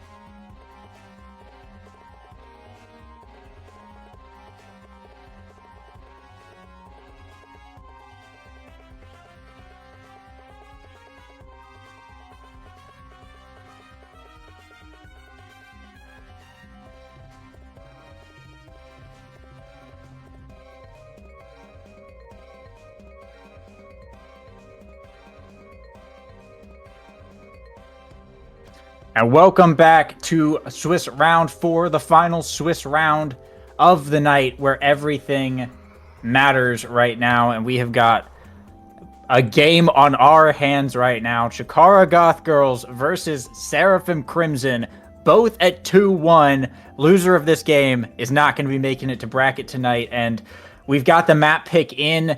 It is on everyone's favorite Inky's Splash Zone. Primetime Might of the Colossus start as well. Bans coming through with Now and Luna getting banned. And geez, this is going to be a very volatile game, to be sure. Yeah, no idea how Inky's made it through the map pick bans, but I mean, I guess we're here, we're deep into the summer. Both of these teams just wanted to take a break. They wanted to hit the beach. And I'm sure, I mean, good thing for us too, because I'm sure this is going to be one exciting game coming out on Inky's Splash Zone. Yeah, and taking a look at the draft here, so far, pretty much what we'd expect from the character draft. Hugo picking up the Estelle goalie. Luna gets banned. Is a primetime start, so that's kind of neat. We see the Rasmus and Asher come out as well from Crimson. Meanwhile, over on Chikara Goth Girls, we see Kazan, Aimi, and Kai all coming out. I'm gonna guess it's an Aimi goalie, but it could be Kai. I don't know. It could be Kazan, but that would be insane, I think. But I'm gonna guess it's Aimi. Either way, primetime start is huge. For all three of those characters it's really for all six of these characters, but I think those three in particular, Kai and Kazan, are getting huge value off of the start right now. Yeah, I absolutely agree. Kazan and Kai in particular, as you mentioned, absolutely love primetime.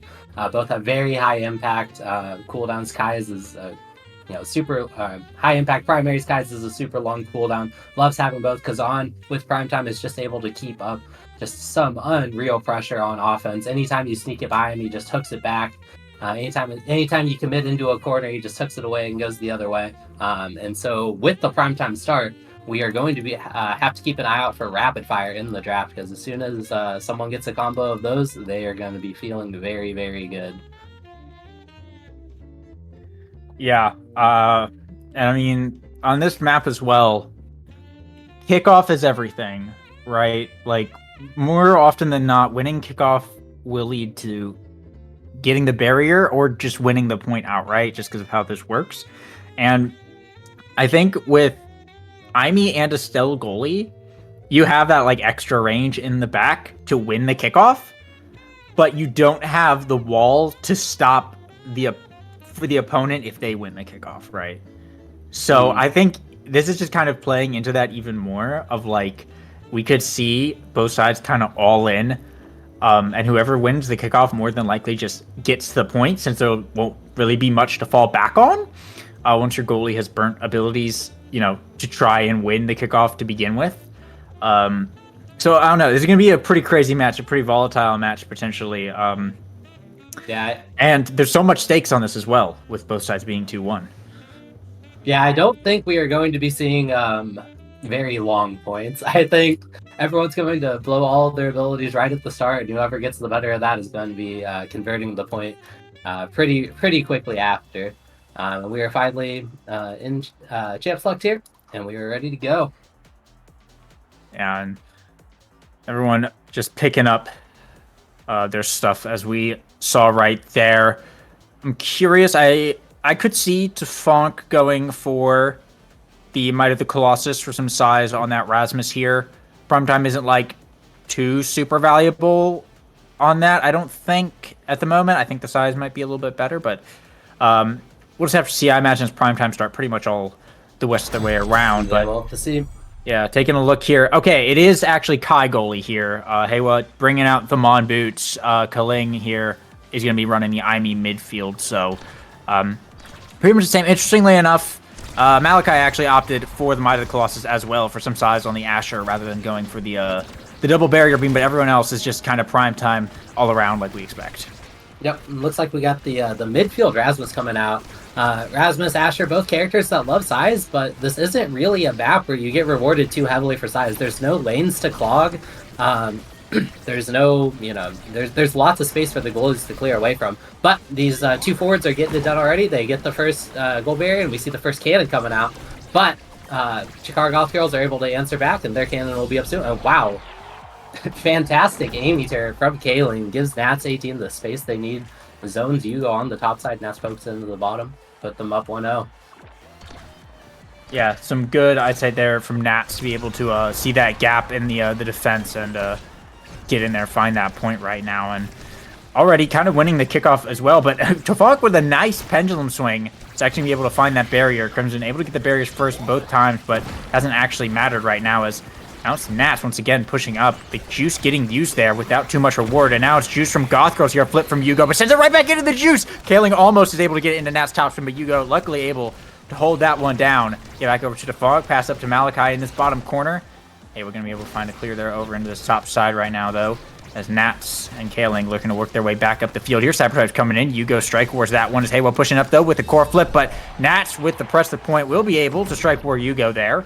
But Chikara Goth Girls on set point in the first one. Yep, like we expected, these barriers are going down quick, and the points are following quickly. But it hasn't been, very one-sided. Chikara Goth Girls is up 2-0, but I believe Seraphim Crimson has been getting the first barrier every time, but quickly answered, and once more we see it. Both barriers open, both cannons active, and just open nets on both sides. Haywa dribbles down at the bottom, finds Nats along the bottom, uses the hook, doesn't quite land it. Tefunk's able to push through, goes into the open space for the Amy and the Estelle, clashing. Estelle gets the better of it, puts Malachi. Tefunk with a nice dribble, actually. Goes back, retreats, keeps the pressure up, gives Malachi time to hit that corner, has core flip, has the secondary going, core flip into the top corner. And yeah, very well played. Good play there by Tefunk. Saved the core flip for a little bit there, but ended up working out well.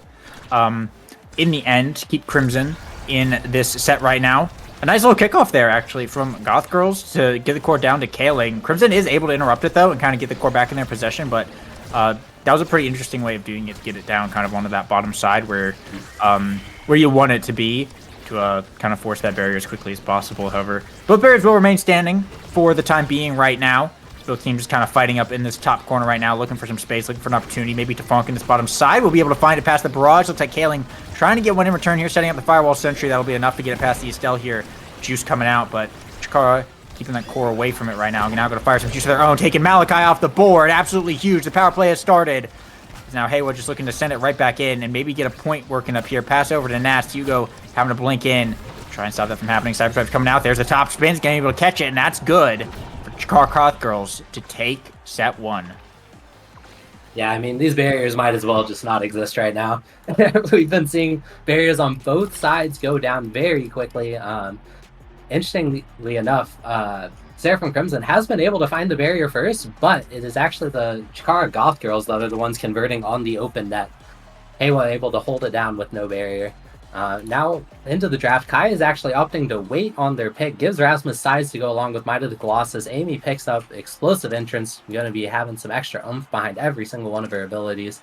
Because on with the 1-2, able to proc that off of just the top spin alone makes it a very deadly ability. The Kai picks up the Castellast for some extra time with the haste. And Estelle picks up Perfect Form, which she absolutely loves. Yeah, it's good pickups there. Kind of coming out from both sides, so we'll see if they're able to kind of capitalize on this. Tefunk maybe getting a little bit of lag right now. Looks like to be lagging around at the moment. Looks like there might be a momentary pause right here. Oh, we figure out. Okay, looks like they're good though. They're going back right into it now, so we're all set. We're all set. Pass splitter coming out here from Malachi. They're trying to get the core, but Nats is able to trap Yugo on the top side with the top spin. The eject button will run out, and that's the barrier gone for Seraphim Crimson here. There's the juice. Kaling sending the core in. The top spin once again, not able to catch it, but on the rebound though, Nats will find the shot past Yugo. And that's Goth Girls now putting up another point here, first in set two. Oh, I really like that top spin from Nats. Preemptively casted, kind of in the middle of the net as the core was coming off of the cannon, slides right down into it. Hugo was able to make a nice save, but then they, just pressured after for it. Oh, flip in on air for Kaling. Doesn't quite manage to land it. Very good throw. Oh, but the KO coming out onto the Rasmus here. Yogo going in, trying to do it himself. Blinks back to the eject button just a little bit late. Gives Nats enough time to find the barrier, and then the goal quickly after. A very quick point for the Chikara Goth Girls here. Yeah, I think this is kind of what we come to expect on Inkies right now. As now Goth Girls is up 2-0. It's a bit of a tough situation for Crimson to have to kind of contend with at the moment. I mean, this Kazan's kind of able to run a bit of loops around this Estelle goalie, unfortunately. Of course, with this Aimee backing him up, it's all that more potent. But Malachi with the big core flip, sending Heiwa flying in their own goal box and able to sink the point in as well. We'll put Crimson back on the board here, but I mean, they got a point last set and they weren't quite able to close it out. They're going to have to do a bit more work here to really take this one. If Goth Girls get another really good draft, it could just be a big snowball effect. Nats burning the core flip, Yugo trading it as well. And there's a juice to Funk just looking to dribble and keep that one away. And this could be the barrier. Nice barrage from Heiwa, but Malachi will get it regardless. And a glitch pop from Callie, but Yugo with the blink. Able to hold it down right now. Core flip here from Callie, blocked away. They're able to hold it down. The juice is burnt right now, but Crimson a bit on the back foot. And they will hold it down on the defense for the moment. Yep, they will. And now they're transitioning to offense, but right as they do, Nats is able to find a kill onto this Rasmus with the topspin, 1-2 punch. Putting in the work there. Now back onto the offense. They do some passing on their side before they move it up. Looking forward the Aimee on the top side on the prowl, looking to swipe in, but they can't get the core up close enough. Good barrage. Denies that top corner for Malachi. Tefunk Death touches it down, but Nats interrupts it. Oh, Kaylin, wow, good save by Yugo. Got baited on the top side, was able to eject back in time. Here we go. Into overtime for the first time on Inkies. Let's see how long this lasts. And not very long at all. Not very long at all. Yeah. With the nice little self-pass with the glitch pop, able to put it in and win the set. Yeah, good shots there. Nat's going to be the MVP as well, which is always dangerous when you have Kazan. The MVP looks like quick strikes on the board here, potentially. Stinger as well, which could be interesting, but I wouldn't necessarily go for that. I think it's probably just a quick strike angle more than likely ever. Actually, it is a Stinger pickup from Nats. Kind of interesting. They do have the 1-2 punch. They do have the prime time. The damage is potentially there to make this work, but that does mean quick strikes will fall over to Malachi, which very scary on the Asher. Hot shot pickup here from Kaling. Unstoppable from Yugo's is a nice, it both denies it away from Heiwa, and of course is good against the Aimee dealing with those glitch pops and whatnot. Tefunk just getting some more stagger scaling. Already has the big fish looking good. And Heiwa now cast the last chrono boost, also moving pretty fast. But yeah, big KO to start us off. Malachi getting taken off basically on kickoff. Wow, I almost found another one there too on Tefunk on the top side. But yeah, I mean, interesting pickup. We've been seeing KOs, but we haven't really been seeing people getting staggered much here.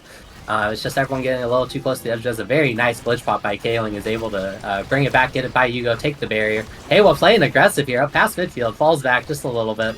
And one thing that I like seeing goalies do on this map, and I've seen Heiwa do it at least once here, is when the barrier is up, dribble it off of your own goalpost. Almost like that, but just manages to nap the top of the barrier and open it up. And now Seraphim Crimson is on the offensive, pops the cannon, Malachi's there to receive it. Heiwa pops the energy burst, waits out all of the Escher, and wow, Yugo doesn't quite have the read off of the corner, and Nats does, dashes into the bottom and pokes it in to put him up here in this third and potentially final set. Yeah, looking a little bit rough here with Goth Girls already up a point right now. Energy almost dead even. Malachi almost getting taken off the board, but luckily is able to elusive that one here as Tefunk able to death touch it now. Down to this bottom side, has a flip up, nice patience here, past to Malachi. Big Giga though from Heiwa. We'll see that saved away, but Malachi finds the KO onto Heiwa. That's the goalie down. Is the power play here for Seraphim Crimson. The passing plays are coming out. Tefunk able to find the barrier right here, now dribbling. Kaling looking to buy a little bit of time with that glitch pop, but death touch coming out. Shot over to the corner, will be able to get it to Malachi. A great setup there. If they can do that again, I mean, that'd be pretty nice, but killing the goalie, not necessarily always the most reliable strat, but Crimson will be on the board here. Their third goal of this game, the first of this set. They got it. They are once again, this has just been a night of reverse sweep territory. We've seen one team make the comeback, but can Crimson do it when all the cards are down? We will see. Oh, they're going to need Yugo to be holding on a little bit longer than that. A little bit longer than that even, as the barriers, the core slides by, takes the barrier, and Nats takes advantage right away and puts the Chikara Goth Girls on match point and, with a chance to qualify for the bracket on the line. Seraphim, if they want that shot, they're going to have to figure something out and figure it out quickly. Yeah, definitely looking kind of rough right now. Core flip here, burnt from Yugo. Just save that one away as Malachi pushing up with the pass splitter. Has a flip here, burns it though. Is able to get it through Haywa though. Regardless, and now an open goal. Crimson do have a scoring opportunity. There's the juice firing out. Get the core over to Malachi. Malachi putting it right up to the center, right where the core is going to be. Knows that angle. Is able to stuff it through this Kai. That will be Crimson on set point, but it's match point for Goth Girls. It's 0.5. This is where everything counts right now. Yeah, this is exciting. If Crimson is able to get this point, we could see the potential reverse sweep coming out. As we go, they are back on the offense here. And really, that is their key to the game. They have to stay on the offense. They have to be getting long-range value out of these Estelle abilities. Because as soon as the core gets back to their side, it is very hard for this Estelle to defend. But now, the Goth Girls are on the offensive, but the cannon... Oh, very nice pull out of the cannon. Oh. And manages to sneak that one by Yugo again, and this could be it. This is for the game. Nats doesn't find the bottom corner. The Giga Blast isn't able to do it, but the pull and the bottom corner for Nats secures the victory. Sarah from Crimson, so close. They were able to get the barriers. They were able to get the shots on, but Haywa held it down just long enough for their teammates to go and get the job done on the other side. And that will be Chikara Goth Girls moving on to the bracket tonight.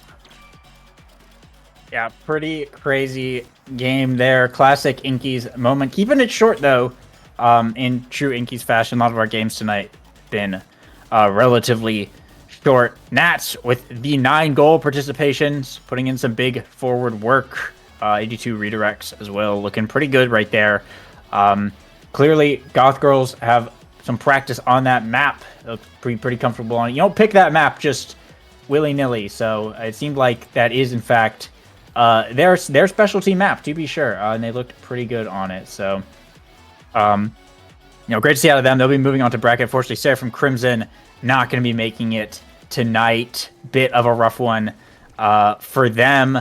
The Estelle goalie, not ideal on that map. Not ideal into the Kazan IME matchup like that, unfortunately. But still played pretty well. Got a few points to their name, and I'm sure we'll be seeing them next week regardless. Yeah, well played. I mean, it was a 3-0, but I don't think the game was as lopsided, perhaps, as the final scoreline would make it seem. Sarah from Crimson was honestly right there with them, but at the end of the day, the Goth Girls were the ones able to put the core in the net more than their opposition. So, well played to them, and good luck to them in the bracket coming up. You mentioned this is a quick game, but also somehow not our quickest game of the night that we have seen. It's crazy. 12-minute game, not the quickest game of the night. The 10-minute one, the first one was actually the first one, but it does keep us nice and on schedule, which is rare. We love being on schedule. Yeah, we enjoy being on schedule to go into the bracket phase. But yeah, I don't know. Let's see. Let me take a look. It doesn't look like a lot of the teams have finished up, but I might be able to see some potential standings. Maybe. Well. Okay, we can see Chikara Kittens is 4-0, Will of B is 3-1, Plink 3-1, Chikara Goth Girls 3-1, and everyone else kind of still working on their games. Kazan's Puppy Club and Animal Wranglers are both 3-0, so they should both make it regardless. So that's looking like our potential bracket lineup there. It is top 9, it looks like. So wait, hang on. So it's three wins to qualify. It depends. Okay, so actually the final standings aren't like totally in, but Kittens, Will of B, and Plink, and Goth Girls are more than likely that those 4 teams are making it. The rest we'll have to wait for some matches to end and see how many teams are actually making it to the thing. But yeah. Pretty good Swiss stage. So with that out of the way, we'll be cutting it to a bit of a break while we wait for the rest of the games to finish up. And when we come back, it'll be bracket time. So stick around. Woohoo!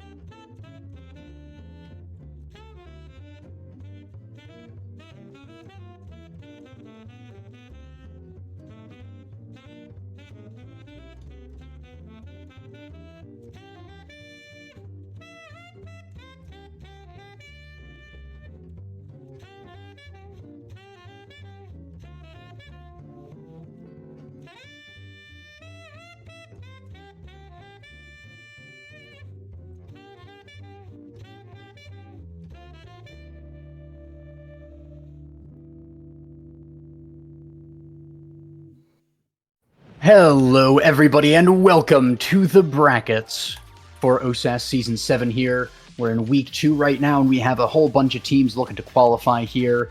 Starting up, we're going to be having the team of Rastel plus Adopted Son Kunklam plus Adopted Coach Tempo versus Chikara Cheating. I'm AG Ken, and I'm joined by... Oh, sorry, did you just pass it off to me? My my headphones fell off. bad timing by me, my bad.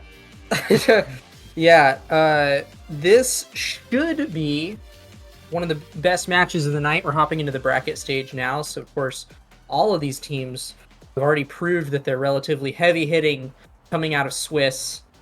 A few names that I recognize here, Jet Secret and Perfect Curves from Chikara Cheating. Brando V2 is a name that is unknown to me, but I'm sure that whoever Brando V2 is, we're about to see some cookery from them. And then, of course, Rastel, star-studded cast as always, but I believe a double sub from the roster that they typically run. So getting to see Yu Yoshiki and Doof, who I don't believe we got to see the play for them last week, now getting to show what they have. Or perhaps we did get to see Yu last week. Do you recall, AJ, what we got to see Rastel bring out? I don't quite recall, but to be on the team of Rastel, they're probably pretty good, so it's going to be interesting to see what they can pull out. Even as a sub, you still got to be at least to a certain level to be on a team like Rastel. They've gone the distance so many times, so I'm excited to see what they have. I think I have seen Yu before. I'm not sure if it's in last week's OSAS or another time, but I do recall good things about them. But I will not be sleeping on Brando there. On that Vice forward there, bit of an interesting comp coming out here from the side of Chikara Cheating with the almost triple midfield strat, the Vice, the Now, and the Estelle. We're going to see how it works out for them. Yeah, and of course that Now is the only one to pick up Monumentalist. This is a Monumentalist hotshot start, but Monu is just a little too good to pass up, even if she is a fan of that hotshot as well. Everyone else opting for that hotshot, so lots of CDR to go around, but of course we are looking at Juno as the main lover of hotshot, already red coring with that primary. So plenty of core speed to go around in this game, but it's Brando actually with that Supernova is going to be sending the core red right here. And the barriers are down for Rastel at the start of this first point. Yeah.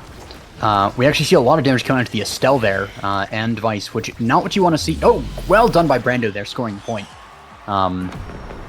But the team of Chikara Cheating seems to kind of have a bit of a kill comp there with the Now and the Vice, even Estelle as well in the right situation. And of course, Vice did take the Siphoning one, so they're looking to get some damage done. And of course, you know, Vice was level 1, did not have special. Actually gets a barrier off the Black Hole, really nice tech there by Brando. But really going to have to be looking for Chikara Cheating to get more KOs here, because that's probably going to be their win con in this match. Yeah, it definitely does seem like the longer that the points go, they can get into overtime, Rastel is going to become quite the heavy hitter with so much core speed in their favor. But I mean, Brando and Perfect Curves have been putting up quite the offense so far, and Jet Secret is holding strong on defense. It will be Doof finding it though, stacking up with Yu right there to find the barrier. And suddenly, Rastel is looking quite good here as they do have the barrier advantage online. But even as I say that, Yu and Doof are also putting out plenty of damage. We were just talking about maybe Chikara Cheating having a bit of a kill comp going on here, but they're looking worse for wear currently. Yeah, and even with that Now healing as well. So really well done by the side of Rastel to find a lot of damage. And a great find by Yu there. Jet Secret kind of forced into a bit of a bind with the primary from Yu. That was going to stun, so tried to go for the evade save, but was just a little bit off on it, unfortunately. Yeah, I wouldn't be surprised at all if kind of the long-term plan here of cheating is to get Brando enough damage awakenings that over time they can just kind of chip over away at the set, so that even as the overtime win condition pops for Rastel, they are able to essentially make the power play happen right on the dot and hopefully come back with the force of that power play. So a little bit of a double win condition going for them here, as they're certainly not showing any shyness in the core control arena, but it is Doof and Yu that are demonstrating their mastery of the core currently, even as Perfect Curves kit dumps onto Doof, who is left without evade in the midfield and is currently staggered. Yeah, unfortunate there. Perfect Curves missing the kill flip opportunity there on Doof, who found a really nice corner angle. Great piercing shot, though, by Estelle, gets the barrier. And that is going to be open goals on both sides. But there's an Estelle in front of this goal, and she's going to send it right in there past the Now. One of the big disadvantages of this comp from Chikara cheating is going to be that Now into Asher matchup. Of course, Now is very good, especially with that Monumentalist start. But it's very much a sort of keep your opponent at arm's length, maintain distance comp. And if Chikara cheating, and when rather Chikara cheating allows them to get in close, we've seen the Asher really just be a menace on their team. So that's more the win con from the other side. Rastell's looking to get in close with the Asher and leave Juno to be the core controller. And they're doing a really good job of that. A really good job with that, excuse me. Even finding a double barrier there is UU, but the goal is not scored yet, and we did see Chikara cheating actually manage to get that first goal open, but a find on the bottom, there's going to be the set taken over by Restell. Yeah, I mean, it was a very strong start from Chikara cheating, even without them putting out a ton of damage. They were really putting some plays forward that first point, but after that, it was very clear that Doof and Dragalance had control of the midfield, and once they could get it up to UU, there wasn't too much that Jet could do with an Asher up in their face. Very few goalies can. And looking at this draft here, I do love the unstoppable pickup onto Dragalance with an Estelle on the other team. That is quite the nice find. And then other than that, everybody else is pretty much grabbing what we would expect. The only standout pick that I see is actually Doof opting for team player on that midfield. It does seem to play into Rastell's win condition here, which is essentially feed UU the core up in the face of that Now. And right off the bat, they are making that game plan work and actually grabbing a power play off of it with that Giga Blast from Dragalance.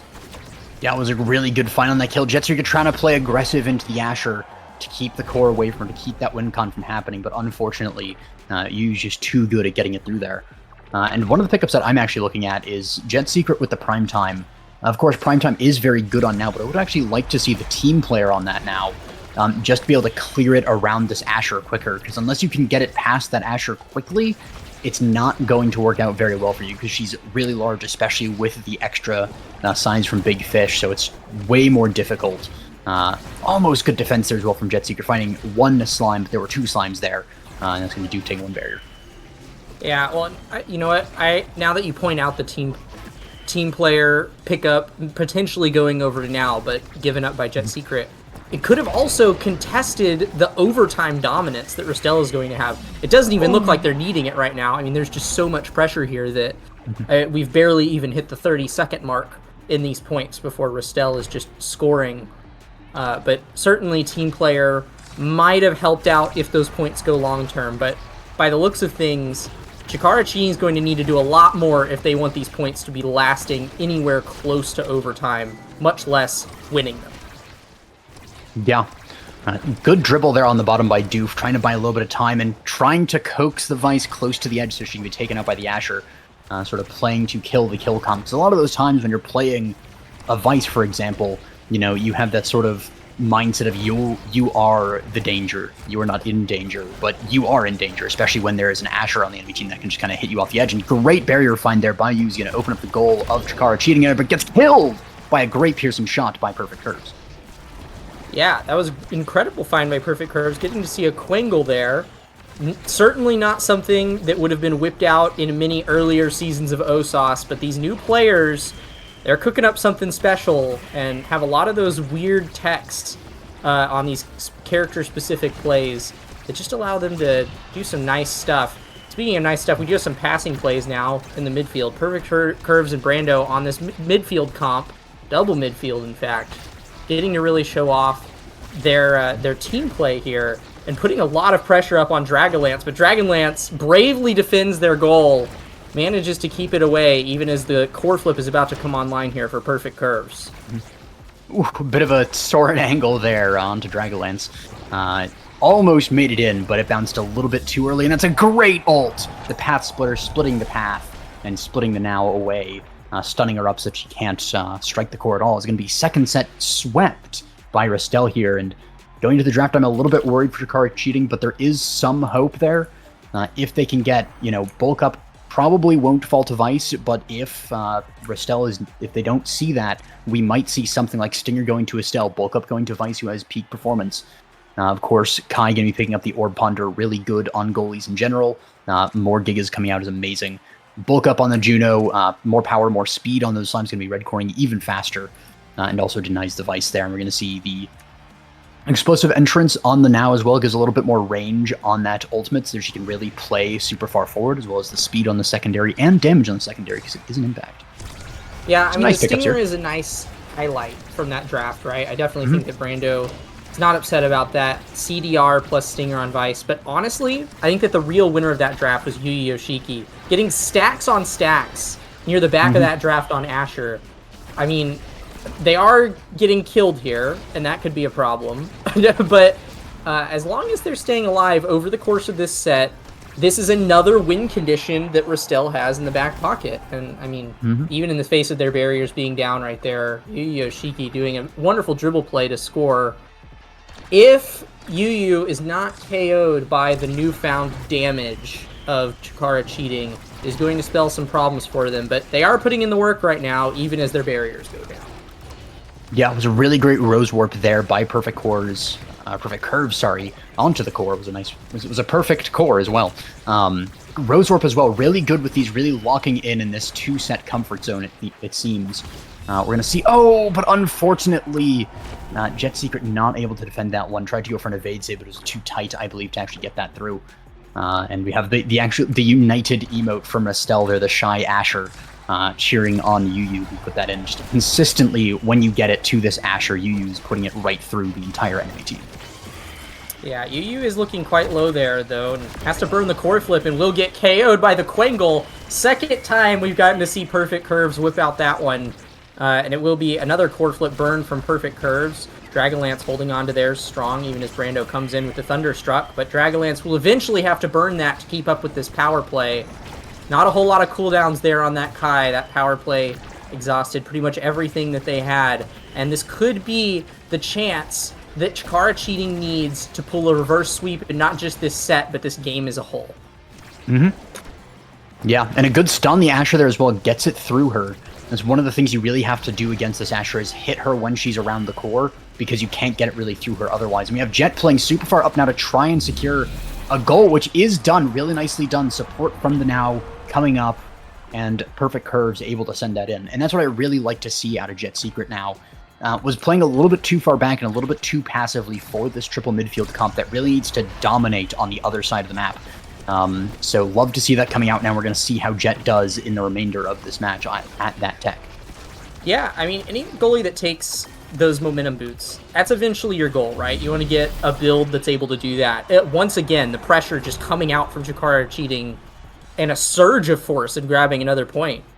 I really do think that the additional mobility that they've added onto their team over the course of the last few drafts is what's enabling them to do this. Plenty of speed added from the explosive entrance on Now, as well as the twin drive pickup on that Estelle.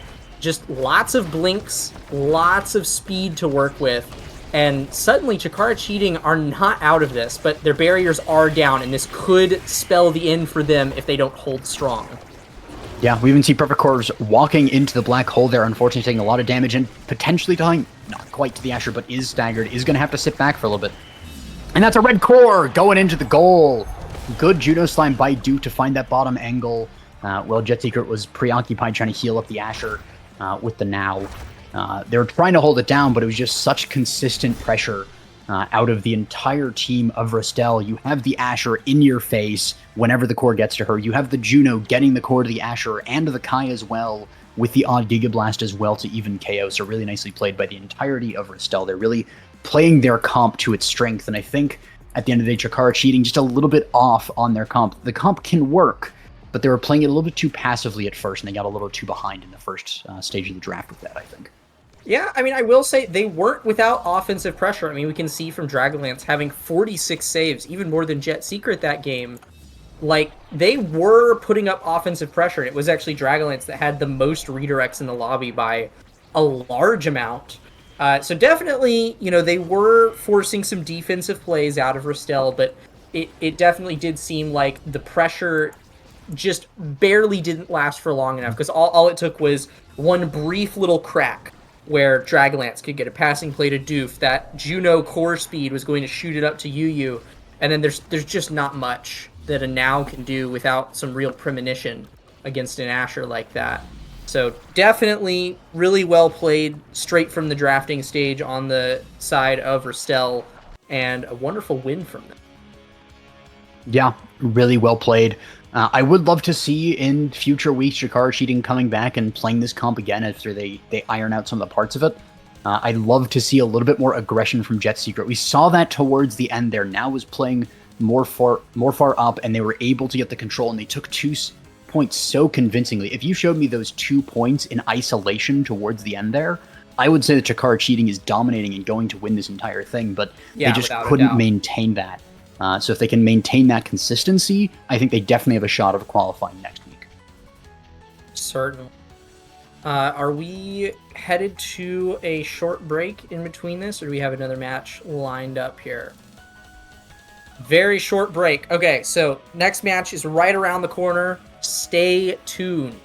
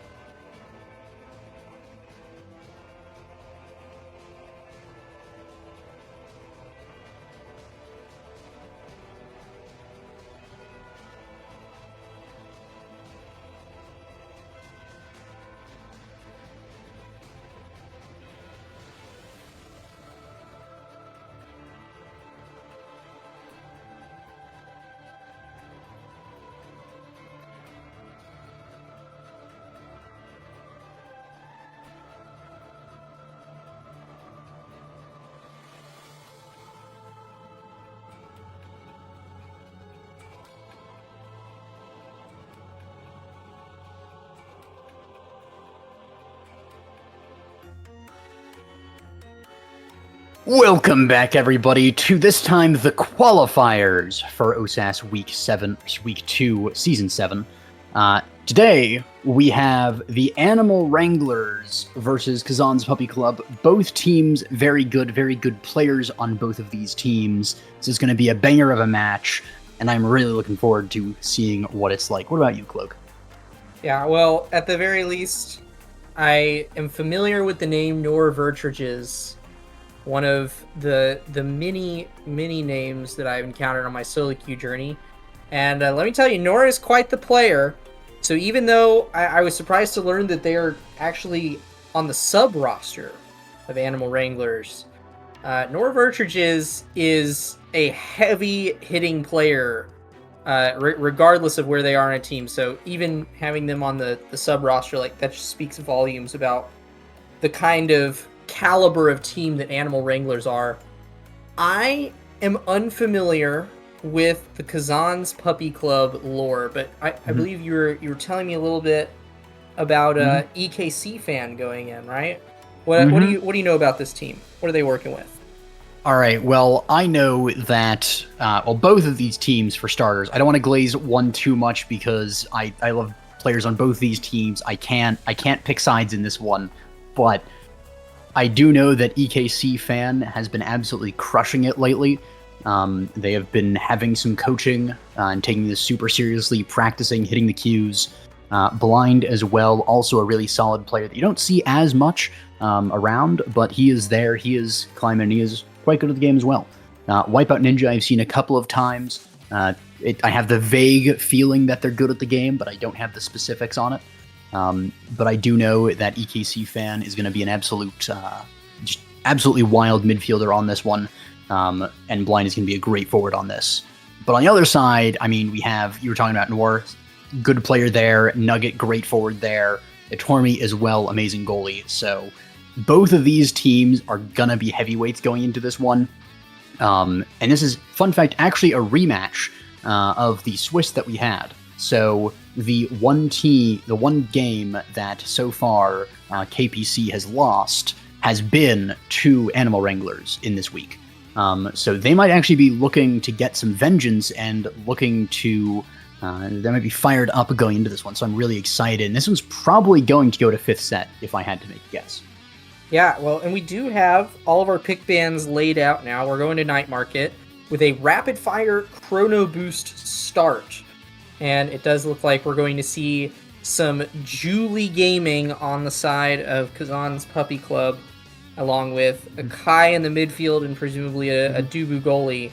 And we'll be seeing a Mako Era X come out for Animal Wranglers. I mean, any team that can run that comp is already going to be putting out some numbers just because it is such a prominent part of the meta. But, I mean, it can be difficult to pull off sometimes. So I'm fascinated by what both of these teams are going for. Definitely have some heavy-hitting characters for Night Market as a map. Well, just to give you a little bit more of the lore for the Animal Wranglers, of course, this is Animal Style, best organization, not biased at all. But Animal, of course, did take the OSAS first and second place last season, and their first place team absolutely crushed it on the Mako Era X. Was one of their signatures, and so you have that sort of passed down of the Animal generations with some, I'm not sure exactly how much coaching goes on with those players, but I have seen a few tips and tricks being shown around.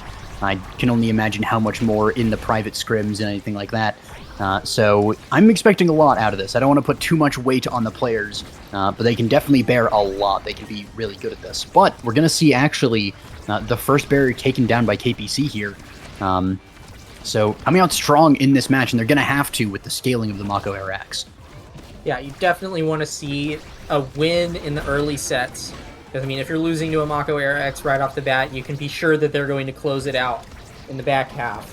So definitely KPC looking to make those strong plays going in and already coming out with an energy advantage. Blind most of the way to core flip, dribbling up the field now, goes to the dash punch, but it's a little too far away to make anything happen. Tormi will have no trouble evading that one and getting it out, but EKC Fan is actually the one that's having to evade quite a lot now as the X Maximus comes out from Nugget and K. Tofu Fortress will defend that away and ensure that Wipeout Ninja's barriers live to fight another day. The core floats up, and it's EKC Fan who will secure the first point for KPC. And the players in high spirits here, throwing out the Aimee highs and the Julie Hearts as well. Great to see that sportsmanship coming out here. And also, first barrier taken down 6 seconds in. Second one, though, not long after it on the other side. Core flip is whiffed, though, by Blind, unfortunately. And that's going to be a loss of tempo there and a potential for the Mako Air X to really take it to this other side. Core flip forced out of the Dubu, but a good clear strike into roll with the EKC Fan there. Good on that midfield. Good on the forward as well there, taking down the barrier with the barrage. Really nicely done. Yeah, it does definitely seem to me like EKC Fan is the one that is currently ruling the midfield. They were the only player in this match to snag a Chrono Boost as they're starting Awakening. Rapid Fire, just a little too good to pass up on the rest of the cast. Except Julie, who probably doesn't really care too much for either of those Awakenings, but might as well punch more often. But yeah, that Chrono Boost Kai seems to really be putting in some work when they're popping that secondary. That blazing speed is really giving them the pace they need to keep up in this match. Yeah. But great dribble there from Noir there. Able to get it just around Blind. A nice trip up there. Tomi with a good clear along the bottom. Bit of a neutral space clear. Doesn't really get much momentum. Ooh, great dash punch from Blind there on that Julie, on Nightbark, of course. And a return kill, though, with the ensnare drums. Tormi finding that is insane, stopping the power play in its tracks with Nugget in control of the core, trying to just buying time, passing back and forth to Dubu. They're going to put it up to the top side of the map there, try to get this other barrier, but so far, Wipeout Ninja able to hold it down, but I immediately cast her curse in with the support of the Airinator to stop a top clear. Goes in to the goal, with Nugget taking the first goal for Animal Wranglers here, and a really good sign for them, taking even 1 point in that first set on the Skitnik comp. Yeah, just a little bit of good capitalization there from Nor and Nugget. Managed to grab a good funnel up against that Dubu. It's just a little too much for Wipeout Ninja to handle. They're actually starting off strong in this point as well, immediately forcing out the Tofu Fortress and actually grabbing a barrier with that Bell Ringer. Nor and Nugget are suddenly showing us their offensive prowess as well. They're going to snag the power play there, and suddenly Animal Wranglers showing us their potential to grab a spot in this final. And honestly, when you can pull off moves like this, set one as Mako Era X, you have something to cook with in the kitchen. And especially that team play there, locking the enemies in the ensnare drum with the X nearby, getting so much damage onto Blind and EKC Fan, who are struggling, but actually managed to get a lot of forward pressure even on this low HP. We're going to see the Corvus coming out of Nugget, but great roll out of Wipeout Ninja. The Strike Ward is good from both sides, but it's better from Dubu. Aeronado misses the core, so it's not going to go in quite yet. It's going to stall it in the midfield again. Blind is control on the bottom side of the map. It's going to actually dribble into Punch to get that first barrier. They're going to need to get more, but it is in overtime. We're going to start seeing some red cores coming out here soon, especially if Tormi core flips that he's holding onto for so long, and he's not paying for it. He is just absolutely precise on this core flip usage, holding it as long as he needs to, not letting it go too far. Yeah, I mean, the abilities are getting burned by this Mako, but it does seem like Nor and Nugget are doing a good enough job keeping the offensive pressure up that even with Mako's long cooldowns, Tormi has plenty of tools to work with when the core floats back to them. And honestly, Wipeout Ninja having to burn a lot here. We're now in overtime, and that Bell Ringer is sending the core at lightning speeds. There's a bit of a triple defense going on here for KPC, as they're struggling to clear it, but they do manage to find a little bit of breath of fresh air here, but that core going too fast. The core flip burnt by Wipeout Ninja. They'll tie up the set at 5th point. Absolutely amazing clear by a Tormi there to find that tiny angle between everyone and getting it straight to the X as well. Absolutely amazing find there, and he just goes around EKC Fan, who is holding it so well but didn't have that one angle covered. And of course, Tormi is not going to miss something like that. Just using the Mako ult there to stun the enemy forward so he can pass around is also so nice there. But we're going to see a little bit more of a stall here going into this point here. No barriers taken in the first 20 seconds here. A lot of damage being traded, a lot of ults being used, but so far no material gain at the end of it. Corfa from Julie is good, but Tormi is better with that secondary. Finally, though, that first barrier goes down. Nugget right behind it, though, able to get the first and second barriers. Brilliant striking there. And that's going to be Animal Wranglers looking to take potentially the set here with an open goal on their opponent and one barrier for themselves. It's definitely looking a little scary here, and this Julie blind been really struggling to find those dash punches, but Nugget on the other hand seems to be very strong with those X dash punches, snags the KO, snags the goal, and does look like the first set will fall to Animal Wranglers. Definitely a very scary position up against Mako Era X, but the Julie does snag draft advantage against that Era. Era is all the way at the back of the draft. But that's a catalyst going over to a Tormi. More core flips, more dodges available. Didn't even want to give it up to the enemy Dubu, who's going to take prime time there. Orb Ponder sitting so far down in the line is kind of unheard of here. But we're going to see perfect form on X is really good, though. We're going to see aerials on the Kai. Bulk up on the Julie's also nice. And that means that Era gets Big Fish, actually, in the end there. Bit of an interesting choice when Siege Machine and Ponder are up. We're going to see how that goes with this Big Fish. Potentially just the extra stagger to be able to survive a little bit more against the pressure that's coming out of KPC. I think that the size does a lot more for Nor here than the stagger. I think that size in the midfield is a very, very valuable stat. Era already makes great advantage of it with her primary because she's making her enemies smaller, making her and her allies bigger. But now Nor is automatically, right off the bat, going to have the strike war advantage going into essentially any interaction. And that's going to be big for any midfielder. Yeah. And we're going to see an Era NATO here. Actually not able to secure the core. Dash punch from blind isn't enough, though. Core flip out of Tormi there has a little bit more leeway on them now with the catalyst. But not quite enough there as the berry goes down. But a great find on the kill from Nugget is going to mean that the tempo swings in the other way off the back of that power play. But they cannot find the barrier. Great striking by Blind and Wipeout Ninja there, able to keep the defense up. Core flip out of Blind as well, but it's actually countered really nicely by Nugget, who dies for it, though, and that's power play now going the other direction. We're going to see Kazan's Puppy Club looking to potentially take the goal here as they're pressuring right in front of Mako. Core flip goes out down to Blind, but it's unfortunately right down to Blind in front of the Mako, who doesn't let it through. Yeah, and Blind is looking quite low here, but actually manages to steal the orb and then grab a dash punch onto a Tormi. I mean, the power plays are just suddenly swinging in the favor of KPC. That is a hard acronym to say. Holy cow. But yeah, no, very well played from them. It does seem like the bulk up is really putting in work from that Julie. Managing to stagger Nugget and allow EKC Fan to grab a KO onto them, and then later snagging a dash punch. So definitely, I mean, Julie suddenly being able to put out damage. We just saw them take Nugget down to half HP. Even if they're not snagging dash punches, definitely making the Mako Era X of Animal Wranglers fear for their lives. Yeah, and it might be enough to take the set, and again, that's what KPC is going to need. They need to win this set, because being behind one set is already bad enough versus the Mako Era X, but being behind two sets would be incredible. But they are well on their way to that. They have the one goal lead here. They're trying to get it forward, and they do with the log. Blind misses the strike, unfortunately, but does have the core flip to buy a little bit more tempo. But EKC Fan is so staggered there that he can't get too much done here. But I immediately am mistaken because he gets the barrier. He dies for it, but that is the EKC Fan special. But a double barrier from Nugget is really good here, making the tempo go the other way with the power play. Time has to be bought here. The dash punch is not good enough to kill, but it does get the X out of the way. EKC Fan returns. He's looking to score, but a red core out of a Tormi with the corner shot is really nice. Pushes it forward. Nugget NK staggers away EKC Fan and managed to get past the core of Dubu, bringing up tied 1-1. Really nicely played by both teams. Yeah, very well played. Nugget realized that there weren't enough abilities to finish them off, right?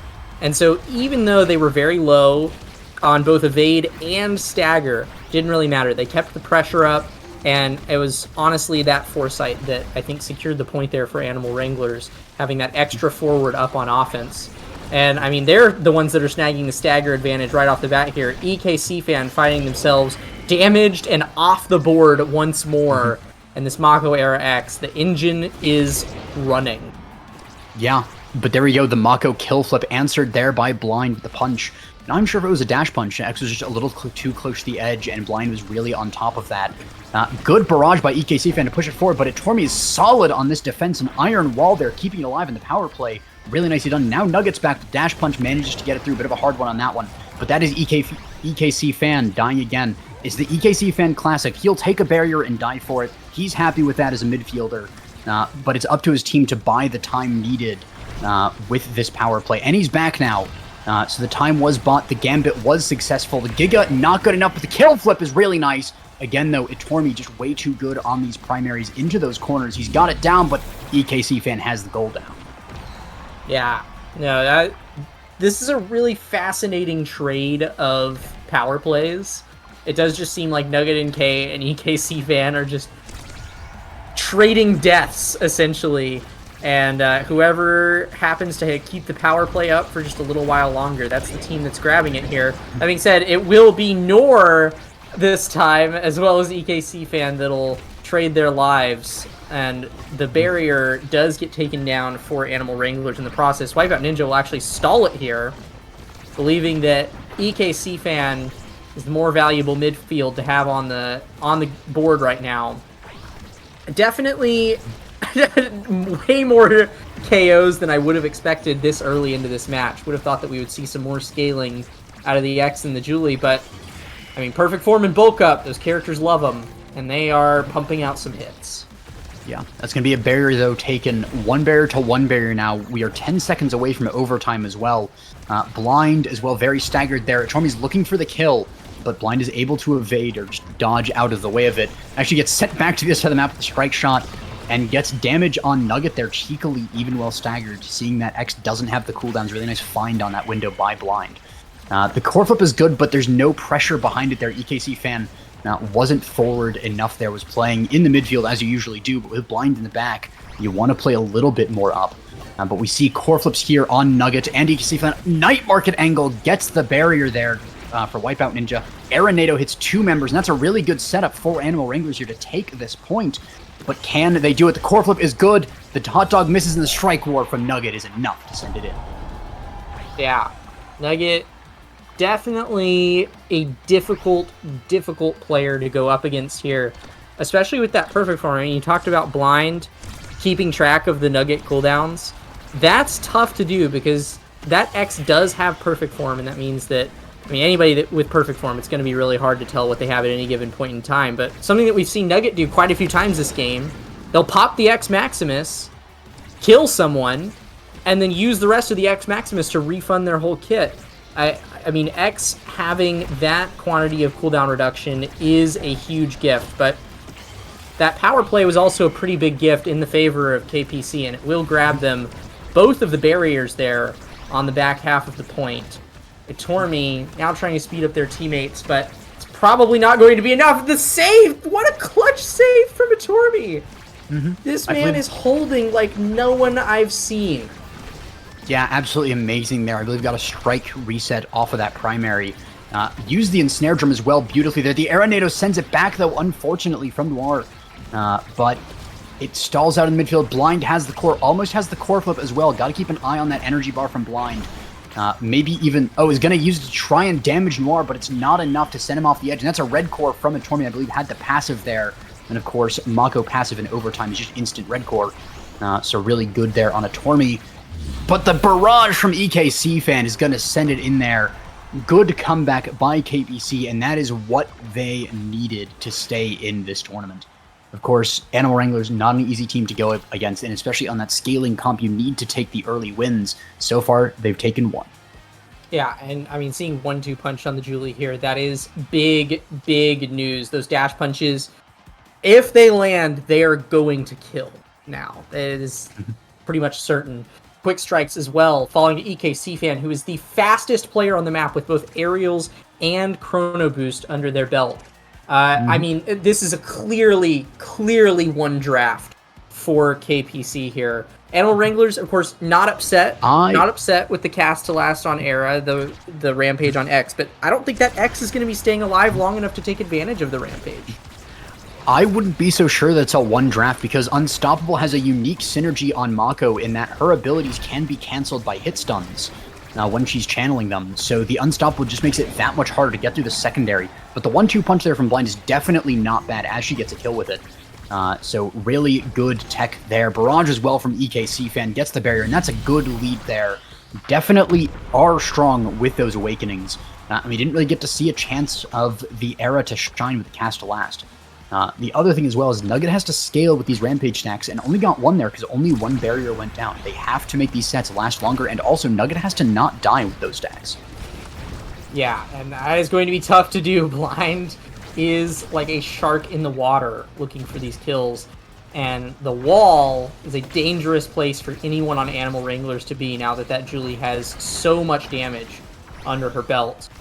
I mean, normally I would fear for the offensive pressure with the Unstoppable, like you said, but honestly, against a power play, Blind and EKC Fan have so much to work with here because they just have more players on the map. As long as Blind keeps finding these KOs, they are going to be at a constant advantage, and it's going to be really tough for Animal Wranglers to deal with that. Yeah, absolutely. We can see it coming in there. They have the 1 point lead, but we actually do see Animal Wranglers starting to stabilize a little bit, at least here. Able to keep their players on the field.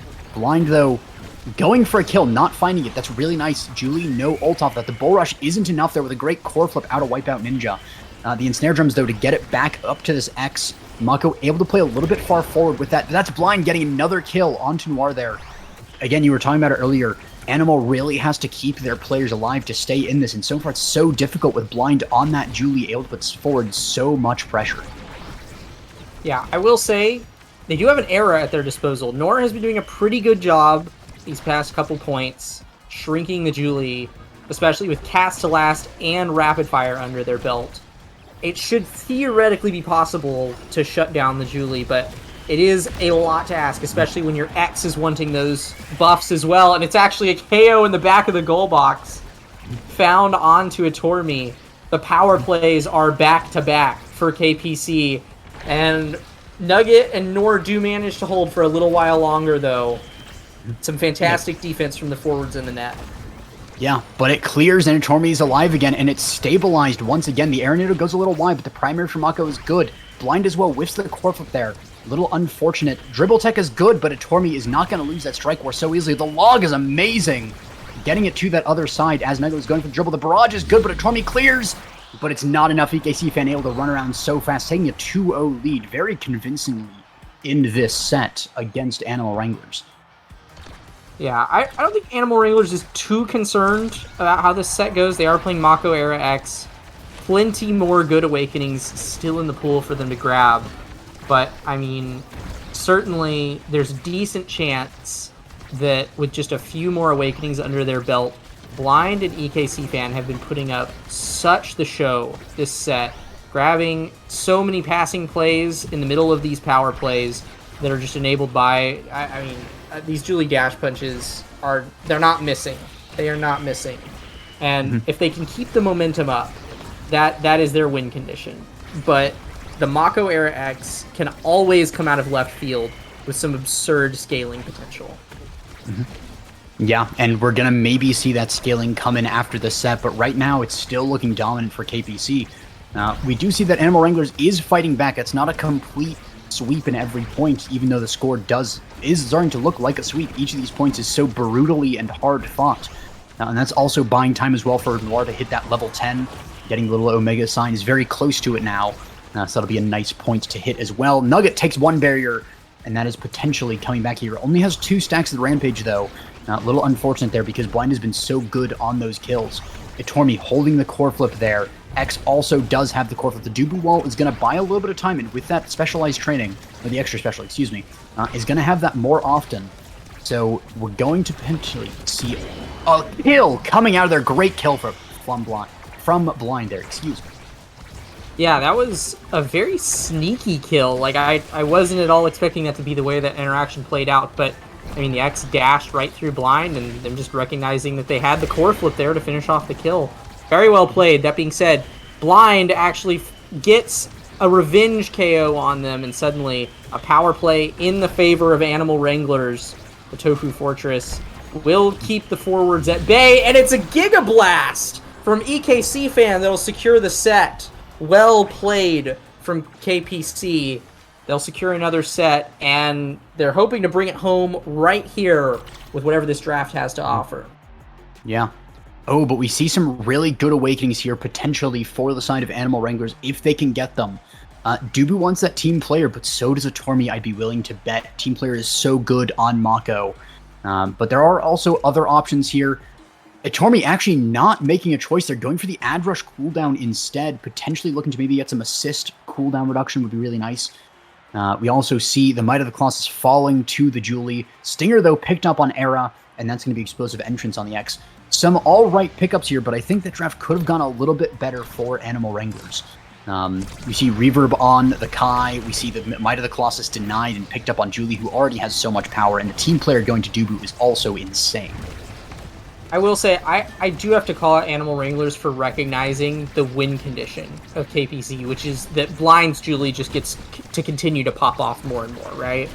And what would have really done it for them that draft is the Adrenaline Rush. If Blind had Adrenaline Rush right now, the point would be over. The point would be won. But they have a chance to come back here. They have a chance to make something happen. And Atormi snagging that Adrenaline Rush might give them the little bit of sustain that they need. And I mean, if Animal Wranglers can win this set, Era X with a Mako behind them, always going to have the potential to bring this back. So I definitely got to call out Atormi for snagging the denial on that Adrenaline Rush, because that is definitely what kept them in the game here. Yeah, and it's actually a great point that I completely missed. So yeah, really good on that. I rescind my questioning of the Ad Rush.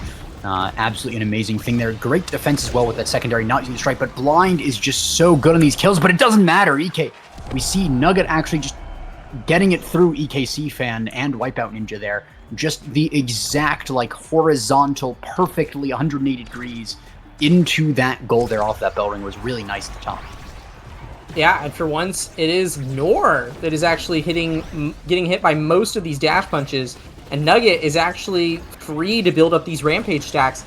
If it keeps scaling like this, Nugget is just going to have too much size for KPC to deal with. And even if Nor is consistently dying, I think that Nugget has the awakenings to essentially just solo carry this set to victory if necessary. Yeah, but you do have to be careful with a bigger hitbox. You can get hit more easily as well.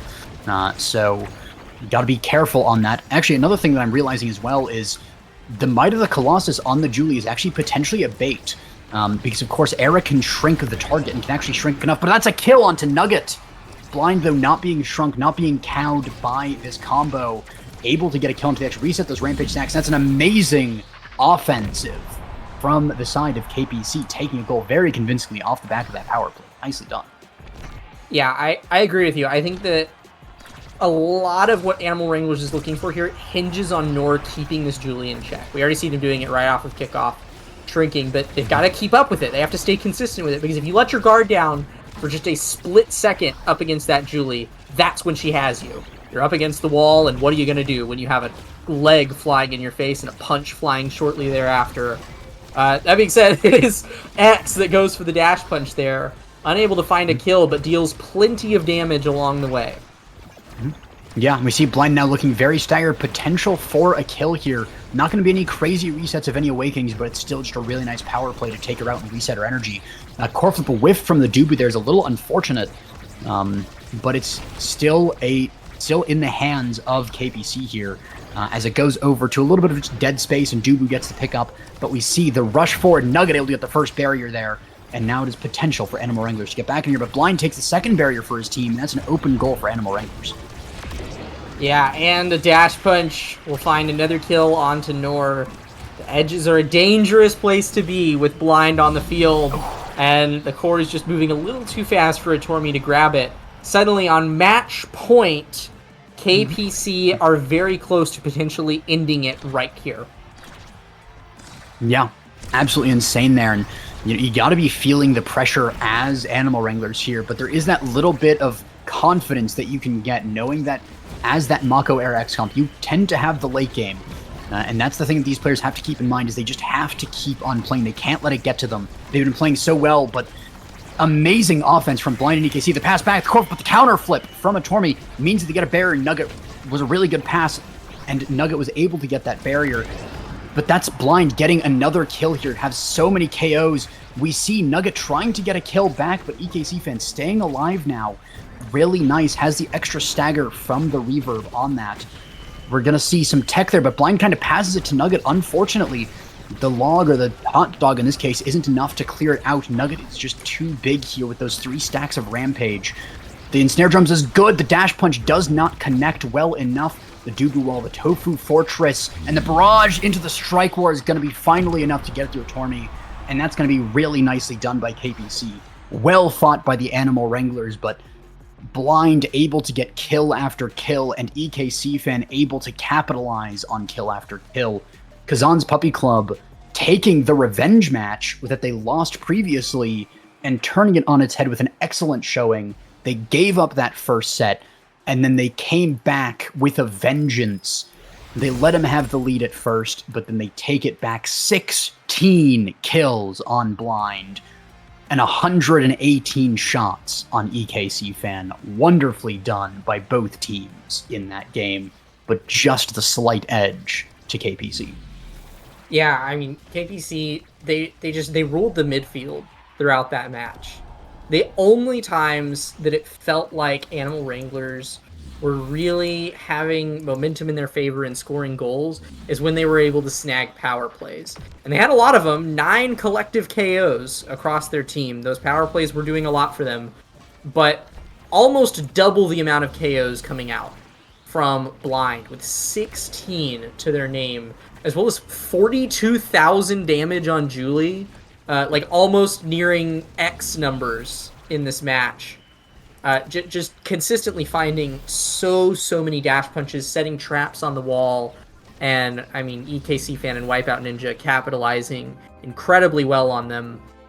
It was just a very well orchestrated match from KPC. If they were consistently winning the midfield, as soon as they started getting those kills, it was a sweep all the way to the end, because this player advantage was just always in their favor. Yeah, was again nicely played by both teams here. I don't want to make it seem like Animal Wranglers was like swept away or something, because they fought hard in this game. This game, the entire time, felt like it was balanced on a knife's edge, and it was just ever so slightly leaning towards the Chikara Kittens in this game. Sorry, not the Chikara Kittens. Yeah, I'm completely getting flipped up here because the stream, but we do have the knife was balancing on a knife's edge. Completely lost my train of thought there, but it was just slightly in favor here of Kazan's Puppy Club.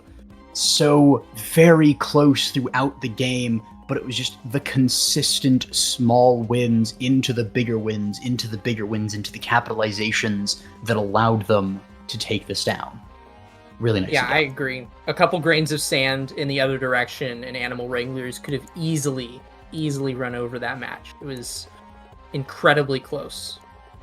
Though it may not look like that, because Mako Era X is funky, and it's either blatantly won or blatantly lost at some point in the match. Yeah.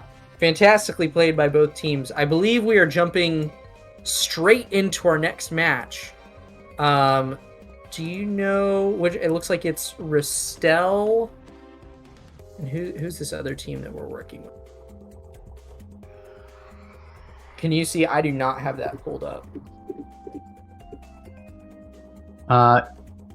We're going to be going to Ristel versus that's Kittens. Right. That's what had tripped me up there as we saw the stream graphic changing. I went over there to confirm the team name, and then that's what threw me for a loop there. But we are going right into it. Producer is on top of their game. I'm the one that's behind here. And so we're going to be going into that, and that's going to be another pretty good match. Of course, when we get to the qualifiers, it is usually the best of the best teams. And so we are going to have, I'd say it's going to be another pretty good game. So, of course, earlier we did see the team of Ristel, who was running with Doofus, Dragolance, and Princess Yu, I believe. So we had another sub in there as well. It was because I think Princess Yu is the Yu that we had. But it's going to be against Chikara Kittens, and I'm not entirely sure who they have entirely on their team, but we're going to have Mura, Xenox, Fox and Sox, and Ceta Stars on their roster. Yeah, Fox and Sox, of course, the the star of that one GIF where they just get absolutely obliterated by a path splitter and a magical maelstrom. You know the one I'm talking about. That's always where I recognize their name from. Yeah, and it does look like what we have up on stream is what we're cooking with for this match. It'll be another Night Market game with Twin Drive and Heavy Impact. That is an awfully volatile set of starting awakenings. Not entirely sure what direction these teams are going to go with, but I mean, obviously, Heavy Impact going to be. I'm eyeing potentially Vices and Nows, as well as pretty much anybody else that likes to deal a lot of damage or hit a lot of things all at once. Maybe we'll see. I'll be completely honest. I don't really have any clue what these teams are going to go for from a draft perspective. We do have our first picks coming out. Yeah, well, we do have the Fox and Sox on the IME goalie there, I do believe. Chikara Kittens, Fox and Sox, pretty good at that IME. I've had the pleasure to play with them a few times, and they are not bad on it, to say the least. So going to be exciting seeing that coming out. They're also going to have the Estelle and the X. I'd be willing to say that Estelle is probably going to be taking the Siphoning Wand, maybe even Pummelers, but probably Siphoning Wand just to help out the kill comp here. Probably going to be taking the Heavy Impact just to get the consistent damage out with that IME goalie to back up the killing of the X. And we're going to see the Rune Asher Dubu on the other side. Probably Dubu goalie, but you never know. Sometimes you get that Dubu forward and it's always a treat. Dubu forward is indeed always a treat. I am mainly eyeing the X Estelle comp. Presumably those are their forward picks. He said Fox and Sox, usually opting for the IME. Definitely Estelle, not typically the midfielder you would see around with X. Usually you'd see an Era or a Now there. But, I mean, Estelle definitely has a lot of influence on Night Market. I think she's a little bit underpicked for the map, honestly, because she's got all of her far-reaching abilities. Her blink pretty much allows her to influence both lanes at the same time. And then I think that with the midfielder wanting to control speed gate, the fact that Estelle's playstyle very much centers around, I'm going to hover around just forward of midfield so that I can influence everything from a distance. She is a character that can very quickly become a problem on this map if left unchecked. And then on the side of Restelle, I think we're seeing just some signature picks here. Probably going to see Dragalance on the Dubu, Meowsy on that Asher forward, and Yu we've seen cook on the Rune before. Rune definitely an unconventional pick, but I mean, when you get a player that knows how the character works, he is a bit of a force to be reckoned. Yeah, and I think that's said for a lot of the characters is seeing these characters with their mechanics. Like when you see one of these players on a striker that they are familiar with, it's always great to see them because a lot of these players have those good mechanics on those characters, even though, you might think, oh, it's OSAS, it's lower level, they're only in Diamond. Like, it's not a grind to get up to there even. And so seeing the characters really get to flex their stuff and say, no, I may be in Diamond, but I can really, I have what it takes to really play well. Especially once we get to these later stages of OSAS where we have the pleasure of casting. Like, the game we just played, I would, if you showed me that completely out of context, that last game, I would be like, this is like Chally, Pro League even. Like, these are some good players here. So, always amazing to see it when they are in those confident picks.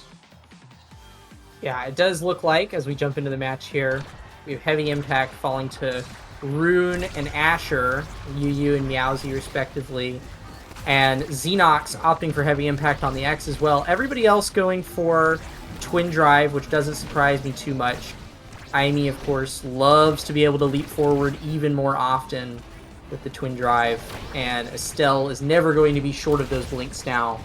And it is actually going to be Chikara Kittens securing quite the lead on this first point. Even as Dragonlance does come up and drops the Tofu Fortress, no one's really there to capitalize for it on the other side of it. And as a result, Fox and Sox will keep their barriers up.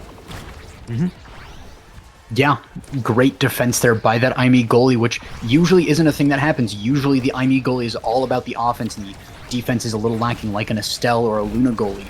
But Fox and Sox really able to put on a really good clinic of how to defend on that IME goalie. Strike wearing an Asher as well, no mean feat there, really well done. Yeah, I definitely think that Aimee, if there is a place where she shines on defense, it's when her barriers are up. I think there's like a very old adage from some of the more early days when Aimee goalie was... It's always been a popular pick, but from some of the more earlier days where it was like an Aimee goalie has truly lost when her barriers are down. And Fox and Sox will see their barriers go down right here, but I'm not going to say that that's the end of the line here for Chikara Kittens for this point.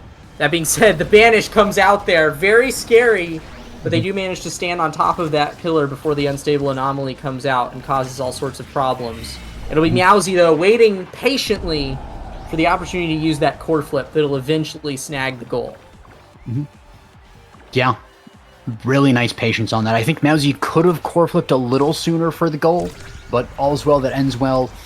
Was trying to hold it for a little bit longer. That's actually a Night Market angle at the first barrier there. Dragonlance a little out of position, but can't really blame him with how that core bounced. And it's going to be the second one going down, as well as most of Dragonlance's health bar. And a core flip as well, but defended really nicely. But the strike war as well from X, just 18-second point there, dominated by Chikara Kittens, not going quietly into this and bringing it to a 1-1. Well as we got to see Mura go for the sort of Estelle gameplay that I was talking about prior to this match, where they spent that entire offense just sitting on that speed gate, and then their primary was just in range to send the core back up to Xenox when Dragonlance cleared it around that Tofu Fortress. They are playing in the hot spot that you want to be in on Night Market, which is right in front of that speed gate, ready to grab it at a moment's notice. And they are putting up so much pressure, both in core control and damage right here, as Dragonlance is staggered once more. Yeah, it's actually kind of funny to see... oh, there goes the Dubu down in the goal. No, but I was going to say, it's funny to see the Dubu left the goalie box in order to live because of just the prevalence of this X okiing him. And he's going to actually potentially get a goal, but a great defense by the Rune. He's going to pay for it with his life, though, and that's going to be the core going in after the double power play, even with Dragonlance respawning.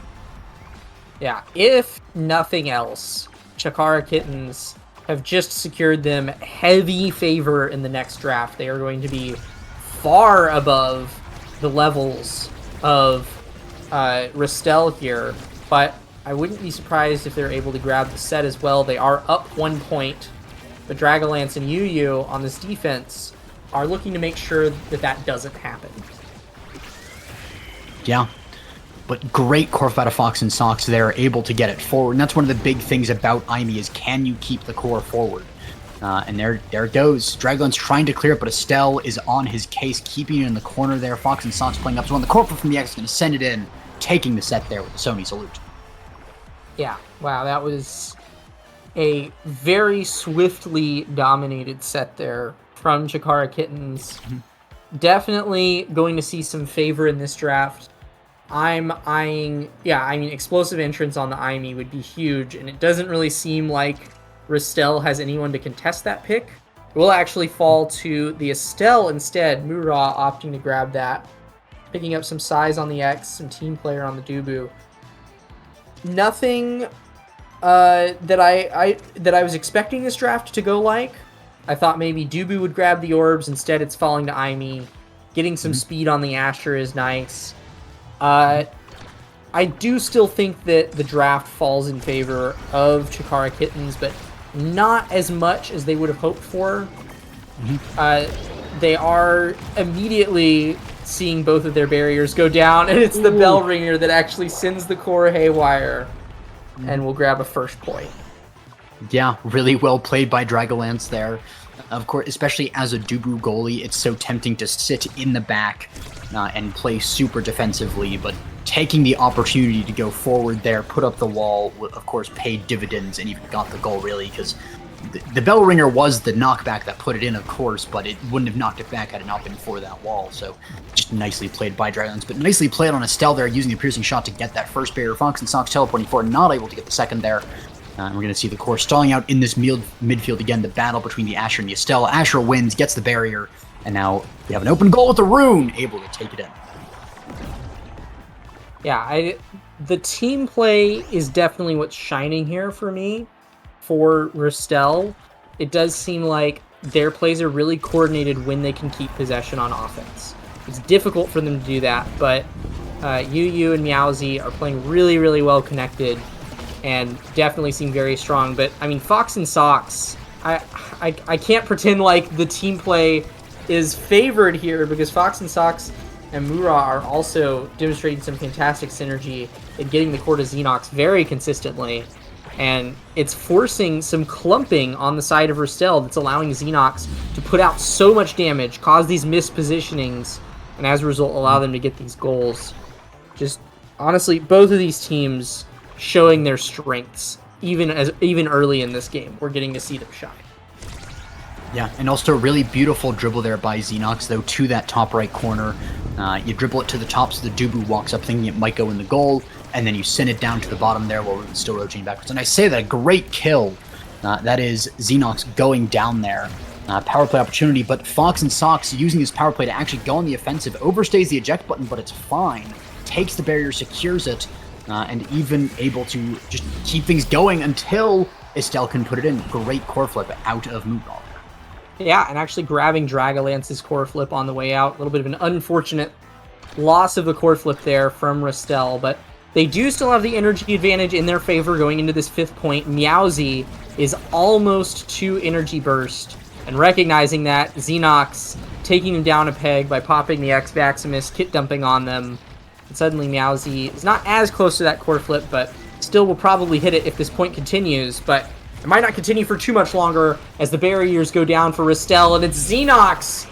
The Dubu rolls just a little too far out of the way, leaving Xenox with a wide open shot to the goal. And that will give a 2-set lead over to Chikara Kittens. Yeah, and they were behind at first.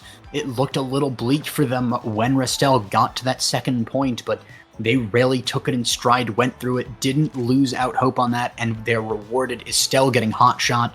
Also had the option to stacks on stacks. It wouldn't have been bad, but I think the hot shot is a really nice choice there, especially to prevent the Dubu from getting all that extra cooldown reduction. But of course, that does mean Asher does get stacks on stacks. So it's going to be a little bit terrifying coming out of Meowsy. We're going to see X with the Chrono Boost, X Maximus lasting longer, Bull Rush going farther, and a Deadeye on Aimi is going to be particularly brutal with Fox on Sox. I actually think a really important awakening pickup here for Ristel was grabbing Reptile Remedy onto Yu, because a good portion of the offensive pressure that Kittens have been able to put out is by staggering Yu. And the fact that Yu is now simply by doing their job as the midfielder, playing near the core, and, you know, doing midfield things, is going to be stay alive, means that Xenox now has essentially twice as much defensive pressure to put up with. And it could give them the little turn in tide that they need to close a set out and hopefully give them a new fire lit underneath them for the rest of this match. Yeah, we saw Xenox actually dashing into the banish there. It was a little funny there. Not able to secure the kill, though, was Yu. And Murad's there to keep the bell ringer from going backwards there. Even with his open goal there, defending it so well. Great angle find by Murad to take that other bear. And the glitch pop is great as it sends it into goal. Fox and Sox taking the first point in what could be the last set here for Chikara Kittens. Yeah, that was a surprisingly quick spurt of momentum. I think just some good positioning on the part of Xenox and Murad secured that last barrier. Dragonlance just unable to cover all of the angles that they provided themselves. It's really great capitalization there from Kittens. Meowsy does appear to be having some connection issues currently, lagging out on the bottom wall. Hopefully they get that resolved. But it does look like these players are opting to play out the rest of the point. It's Xenox currently looking low, despite only having 2 players on top of them. This X is not looking too good, but will manage to grab a barrier and is actually healing up plenty. We are now seeing a stall here. Some sportsmanship showing from Ristel as they opt to, or from Kittens rather, as they wait for Meowsy to return. Yeah, it's always a little hard when to call on the stop, especially when, you know, Meowsy disconnects there, potentially resetting the internet. It's always hard to call when to stop because sometimes the player starts the point and then they're playing and lagging and they try to play through it. And of course, you don't want to just give them free stuff and free barriers by not playing it out when they're playing it out. But in the end, when it was very clear that Meowsy was having problems, they did opt to stop it, even using the core flip for it. And there's going to be the barrier going down. Meowsy potentially finding it. We are in overtime, of course. A lot of red cores coming out. Barrier does go down, 2 open goals here, and Bellringer sets it up perfectly for Xenox there. Dribbling into the wall and stunning up the enemy goalie midfield combo there. Beautifully done to leave an open goal. Yeah, I think that was a really good Imi turret from Fox and Sox. Not just because, you know, turret is good and it feeds the core forward to your team, but also because Murat couldn't really stand where they needed to consistently feed the core to Xenox because Meowsy was patrolling the wall. And so Fox and Sox using the turret to help out there was really, really good at securing them that point. We do now see Kittens on match point here. This is very scary for Ristel. They are going to need a few miracles to bring this one back, but they have all the tools at their disposal if they can just live long enough to use them. Yeah, and of course, not only match point, but qualifying point as well. If they can get just this one more point, they are in the finale. So they are really putting their stuff on the line here. Dragonlance whiffs the core flip a little, unfortunately. And that's going to mean that, unfortunately, a Bellringer takes the barrier there. Classic X gameplay there, but it does happen. Good Crystal Thorns, but not enough. Dragonlance starting to lock in here. But we're seeing a little bit of the Lagalance as well. I think you rubber banded. Glitch Pop is great, saving a goal that was clearly going to go in there. And I thought all hope had been lost, but amazingly done by Fox and Sox. Rune, though, with these pillars on the defense as well. Double goaling it up really nicely. The Rose Warp as well, really nice, but not enough. You need more than that to get through Dragonlance there. Red cores all over the place. Great Cyber Sweep, sends it up to the top. The Bellringer dribbles to the X. The Crystal Thorns, again, trying to get through, but it's not enough.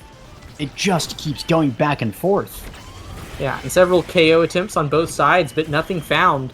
This is a neutral zone, but Meowsy manages to break through that neutralization with the Path Splitter.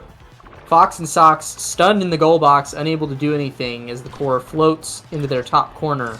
This is the breath of fresh air that they need. Meowsy 10 stacks away from getting stacks on stacks off and giving them the speed advantage that Asher so desires. If only their internet connection can keep up, it might be the speed that they need to win.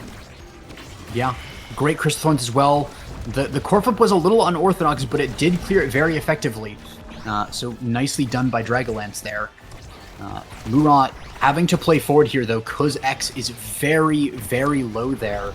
He's trying to retreat, trying to go for an orb there, and is actually able to get it there. Murat able to get it into the barrier there. Now it's an open goal with 2 barriers for the side of Chikara Kittens. They gave him 1 point, but they're not looking to give him more as Xenox sends it in for qualifying point. Well done to both teams, and congratulations, Chikara Kittens, on qualifying for the final. Yeah, I mean, if nothing else, the momentum of this match is demonstrated by the levels, right? Fox and Sox on that Imi goalie doing so much as the Imi goalie, like actually like playing incredibly well, but only level 7. Murat actually coming out far ahead of everyone else in the lobby with redirects. 163, like that is the kind of midfield pressure that will win you any match. If your midfielder has that much control over everything that's going on in the game, your team is going to come out on top. They have the goal participation. They everything that was being put forth there by Chikara Kittens was just winning material. It was very, very well put forth. Mm-hmm. Yeah, the Chikara Kittens absolutely knocking it out of the park with this one. A little sad to see the lag problems on the side of Ristel. And of course, they haven't been plagued by that for a while if you watch their previous seasons. the fact that they managed to play so well under that is really a testament to the skill of the players, and I'd love to see them at some point off of that lag, whether it's at a LAN or something else. I think they really could do a good job. And they even did do a good job here, again, even in the face of that, putting up a phenomenal fight. I think very few of these points did feel like sweeps. And of course, they even did get several goals back. So nicely played by Ristel, but in the end, Jakarta Kittens just with a convincing lead every single set. Yeah, I will not be surprised if we see Ristel in another qualifying match next week. Fantastic team, have been very consistently demonstrating their skill in OSAS for the past couple seasons.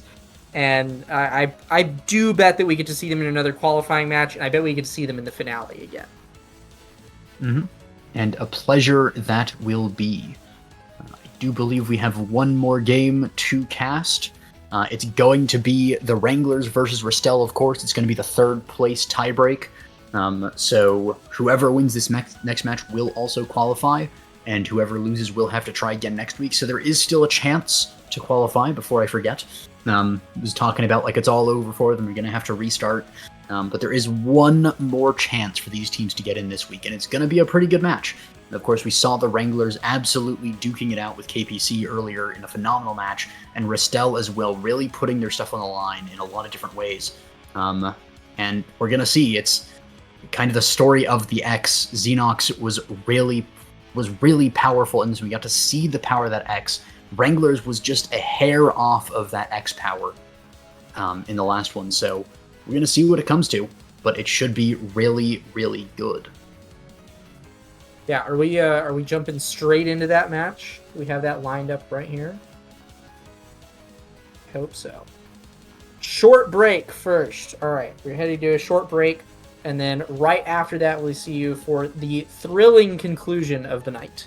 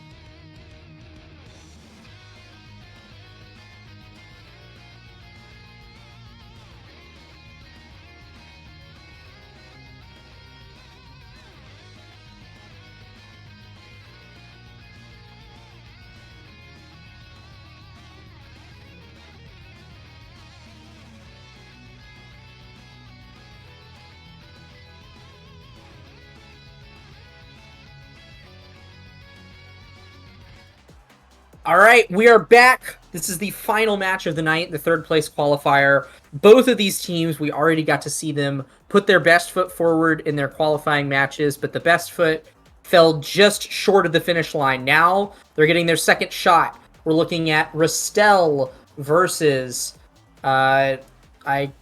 Animal There we go. Wranglers. There it is. Yeah.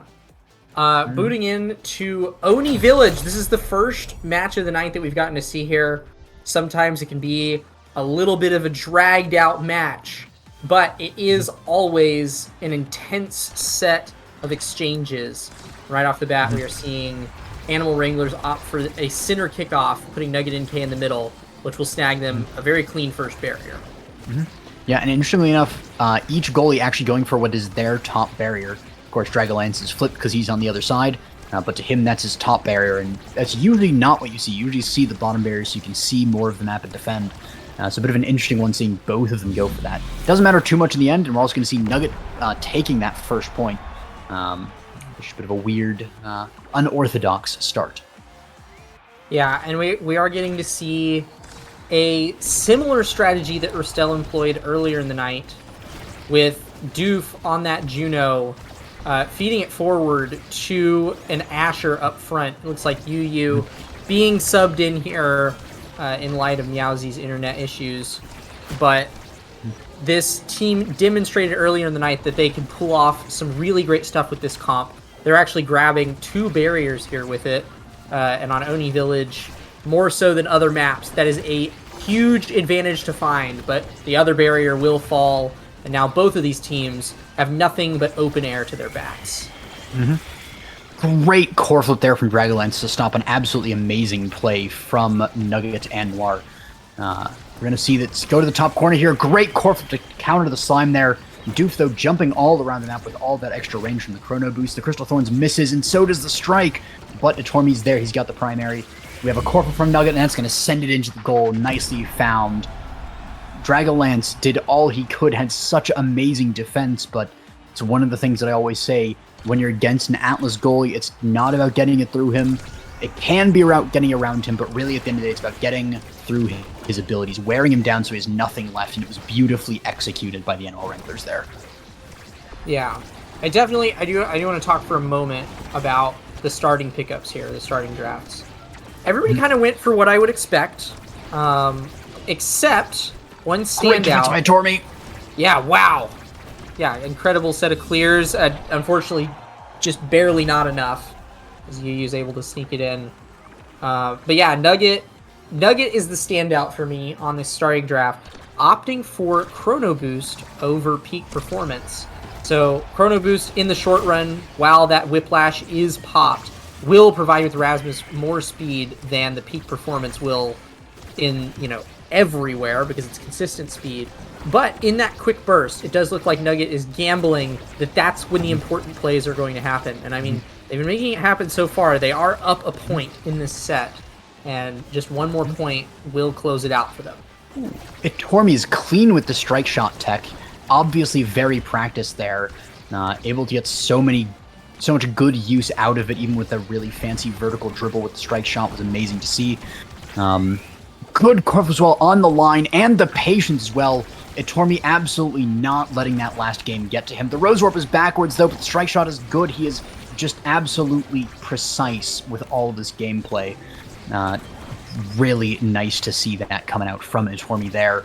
You always worry for the players after a loss, especially a grueling loss when it was just so very back and forth like that other game. You can really wear down on the players physically and mentally, so great to see him in good form after that. Yeah, well, and I mean, both of these teams are coming off of grueling losses, so theoretically they're on even mental field there, presuming that both of them are, recovering from that. All right. However, one thing that these teams will not be recovering for is their open barriers. The Rose Wart there will snag it off of Dragolance and claim the set. Yeah, absolutely amazing. Just perfect timing from Noir on there. Just great midfielding. But yeah, one of the things about that Chrono Boost on the Rasmus is because he's not a midfield Rasmus, he can afford to just have that short burst of speed. He's relying and trusting Noir and Tormy to get it to him when it's needed.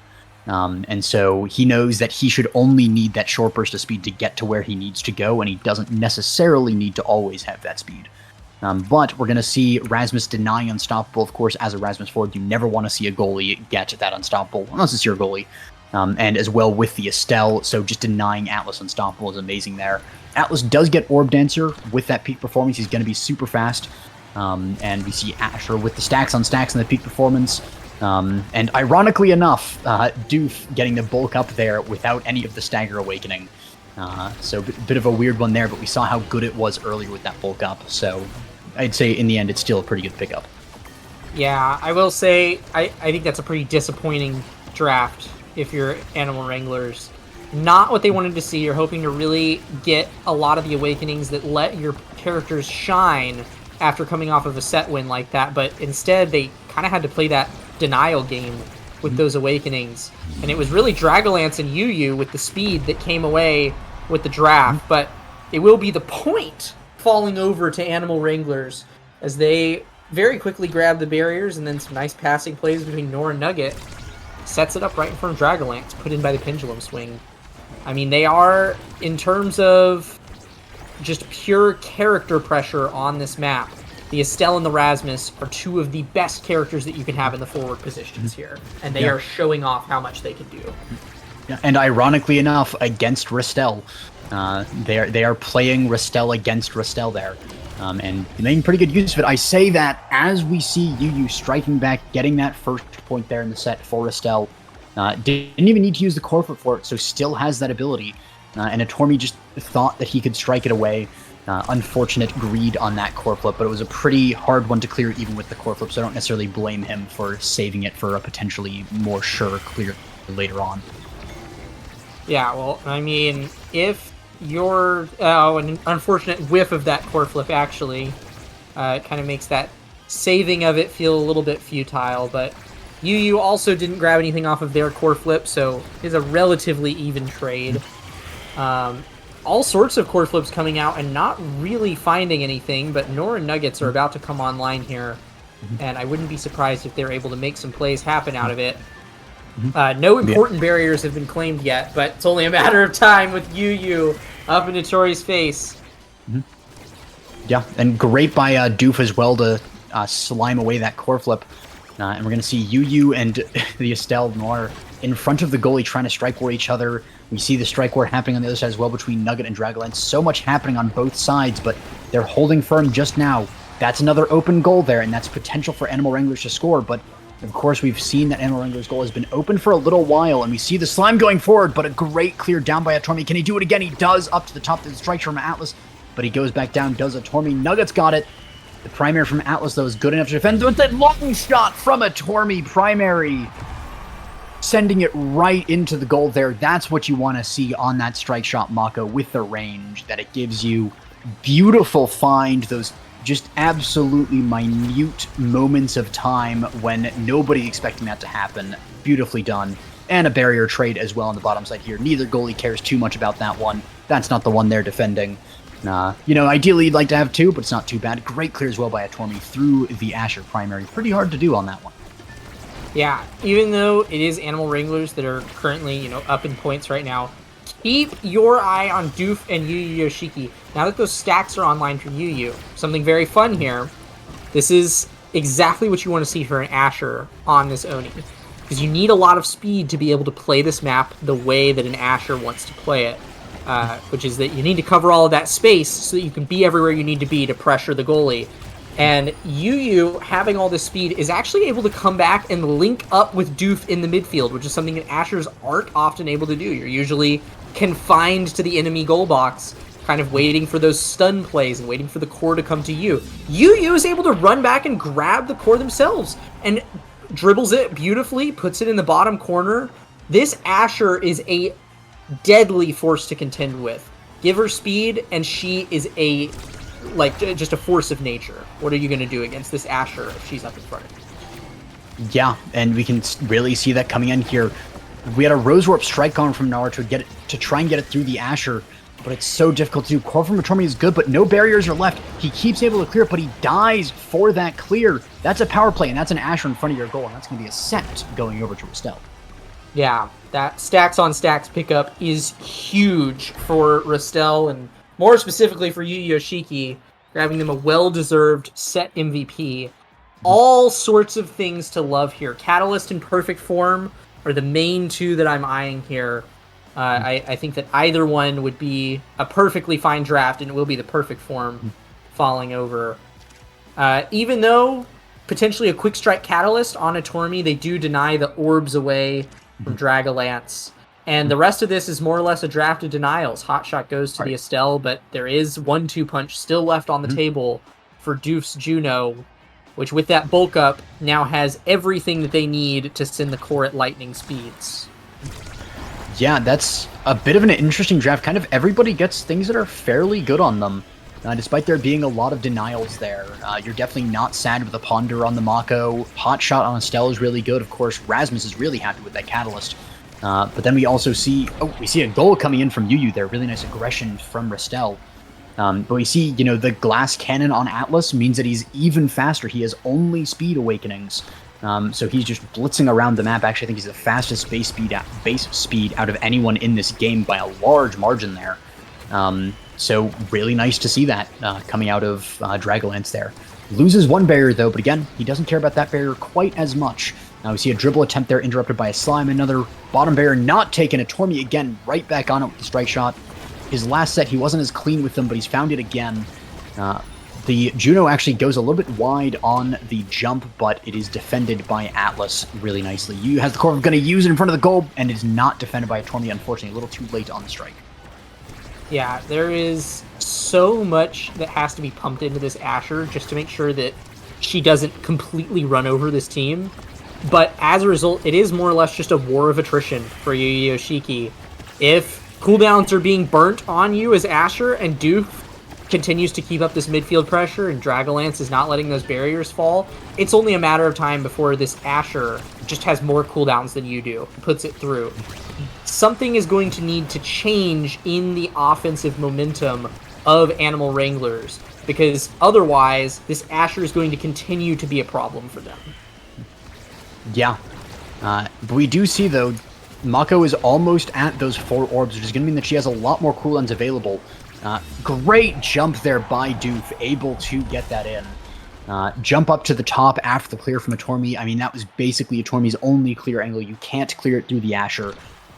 So, just really nice pickup by Doof. Even, it's one of those things. Tormi did what he could on the defense. Actually loses a goal there as well. But a good defense from Noir is able to stop the second barrier from going down so far. Yeah, that was actually a really nice clear from Noir, passed up to a Tormi, and even though it's technically sending it back into the pocket that's in control of Doof, it did manage to save the barrier for at least a few seconds until eventually Doof got it back to Yu, and suddenly there are problems afoot once more. The offense of Animal Wranglers is struggling to find footing. It seems like this fast Atlas is just a little too much to deal with. And yeah, I mean, I don't think I saw Rastel's barriers get cracked open a single time. And for that, Dragolance snags the set MVP. Twin Drive is on the board here, as well as Missile Prop, which could be a denial away from a Tormi, but certainly lots to love here. I will say, though, big news for Animal Wranglers fans. Size galore here for Rasmus, getting their pick of these Size Awakenings, and it will be Rampage, chief among them, that eventually falls to Nugget. Yeah, a Tormi not picking until the very end there is actually going to go with Extra Special, which isn't too bad. Of course, doesn't get the projectile range to really help super far field, but does have Strike Shot for that at least. So Misprop going to Estelle is pretty nice, and yeah, Rampage going the way of Rasmus. Although he didn't actually get the assist. Oh, he did. Excuse me, it took a second update. He did indeed get an assist on that barrier. So he is able to start stacking that size up. And of course, Asher is also reset on those stacks on stacks, so we're going to see Wranglers with a little bit more momentum, but I do worry a little bit for as Asher's able to get more of those. Great hook, though, from Nugget. Hooking the goalie away from the core. Dragolance, not much he can do about that besides dodge the hook. And you're not expecting that, so just beautiful play there by Nugget. Yeah, both of these teams now have their forwards scaling on their preferred statistics, and it's actually that little bit of size there that'll kill Doof up in the top corner. Nuggets core flip will be defended away, but did force out a lot of cooldowns there to make it happen, and is going to secure them the second barrier. Animal Wranglers are now back in full force. This Rampage is going to be a huge problem, but already they're making plays here. As, I mean, they're grabbing barriers, they're scoring points, even as their own barriers go down, and they do score a point. I don't think they're upset at all. Nugget rocking 2 Rampage stacks after those first couple points. Yeah. A little unfortunate there as well. Etormi had the strike shot available, but missed the angle on it.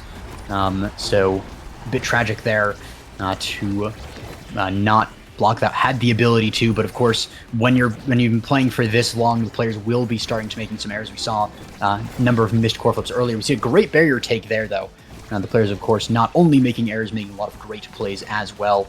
We're going to see core available from Etormi, use it to get it to Nugget there. Doof not able to actually intercept that one. Really nice. Nugget as well intercepted, though, by Dragolance. Core flip is used, goes around and behind, but it's just off that angle. Really good secondary there by Dragolance. Yeah, Dragolance is running so fast. Actually has plenty of speed to completely abandon the barrier for just a split second while he ran upfield to grab the midfield orb. That being said, the Yu Yoshiki now has those stacks on stacks online, so both of these forwards have their Scaling Awakenings online, and that is going to spell some bad news for Etormi and the rest of Animal Wranglers, as we are now at a match point and a qualifying point in favor of Ristel. Yeah, and it's really sad to see that stacks on Asher not really able to be killed away. And that's going to be barriers taken down. This is potentially the qualifying point here for Ristel, and Animal Wranglers having to be forced to try another week, but they're going to fight back. They take the double barrier there. Really nicely done. Nugget is on the move here. He's got the dribble off the top. It doesn't go through Dragolance, though. But he's got the dribble up the top. Strike shot is available, though, for Dragolance. Will it go in here? They're on the offense again. It's interrupted by the Astral Projection. Nugget, he has the hook, but it misses. Unfortunate there. The strike shot gets it around to Noir, and Etormi's able to clear it past the Asher here. It's going in! Dragolance not fast enough to get back, and that's going to be Animal bringing it back. They are now in their comfort zone, that 2.2 set comfort zone. They are now looking to tie up the sets with this next point. Yeah, I don't know if it was the Unstoppable or just some good, like, spacing on the part of Nugget that allowed them to strike war that Astral Projection, but they did a fantastic job of it, and they are now on 2-2 here, with Nugget nearing core flip and looking to bring this back, even in the face of this Asher that is completely bullying Etormi on the opposite side of the field. Nugget and Nor are now getting to play their game and giving Dragolance a run for his money as his barriers fall. Core flip is used, but counter flip is also used. That is very important abilities. Asher also has the core flip, but the ensnare drums is huge. Not huge enough, but it buys time. The defense is good from the Wranglers. Can they send it in is the question. Great defense and forward pressure from that Asher hanging back, but it's not enough. Noir Verdes gets it through Dragolance in the end. They're beautifully done by Animal Wranglers. They were so close to being out, but they found their stride again, and I think that is one of the strengths of this team that we can see. They may be down, but they are never out. They may be behind, but they do not give up, and they keep on playing. We have, honestly, not a lot of size here, because we all saw it earlier, but there's still heavy impact available for Rasmus. There's still cast to last even, if he wants even more speed, but he's going to go to the heavy impact. That means that team player does fall to Atlas, but Primetime falling down to Etormi is going to be really nice in defense of that Asher, just more abilities. Monumentalist on the Asher, not too bad, the Path Splitter being buffed, but Aerials falling to Estelle is amazing. With that Missile Prop as well, she's going to be casting abilities from all the way across the map, but that Deadeye on that Juno with the bulk up 1-2 punch, she might actually get some really good use out of that on kills. Yeah, well, not just kills, but that is even more core speed at Juiced's disposal. These points haven't been going to overtime too frequently. Most of the time they've been ending quickly, and it's looking like another one is going to end quickly right here as Yu and Doof close in on the goal box. But Nor and Nugget have been putting in equally impressively quick points. And as Nugget manages to snag a Rampage stack off of this set, the point is certainly not a loss for Wranglers, because every little bit of size on that Rasmus counts. Yeah, and it's not lost just yet even. Nugget is very low here, and that's a potential to lose the stacks, but they are holding on for dear life. Etormi is holding it down. He had to use the core flip, though. Primaries, though, exchange Rose Warp to send it forward. Nugget low on HP, but playing forward, has the core flip available, is not going to use it just yet, but it's going to use it there. Astral Projection, or sorry, Cosmic Expanse from the Atlas is really nice there, but it just goes around the barrier, and Snare Drums is good to capture the core and buy some time, but Red Core's in!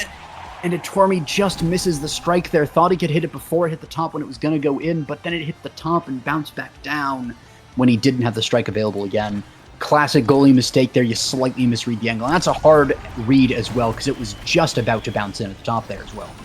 So yeah, and it actually does look like Doof doesn't even need, with the 1-2 punch pickup, doesn't even need overtime to hit the red core right off the bat. We got to see Doof cast an ult there and send the core at unprecedented speeds, followed by Yu spinning the core up into the top of Etormi's net.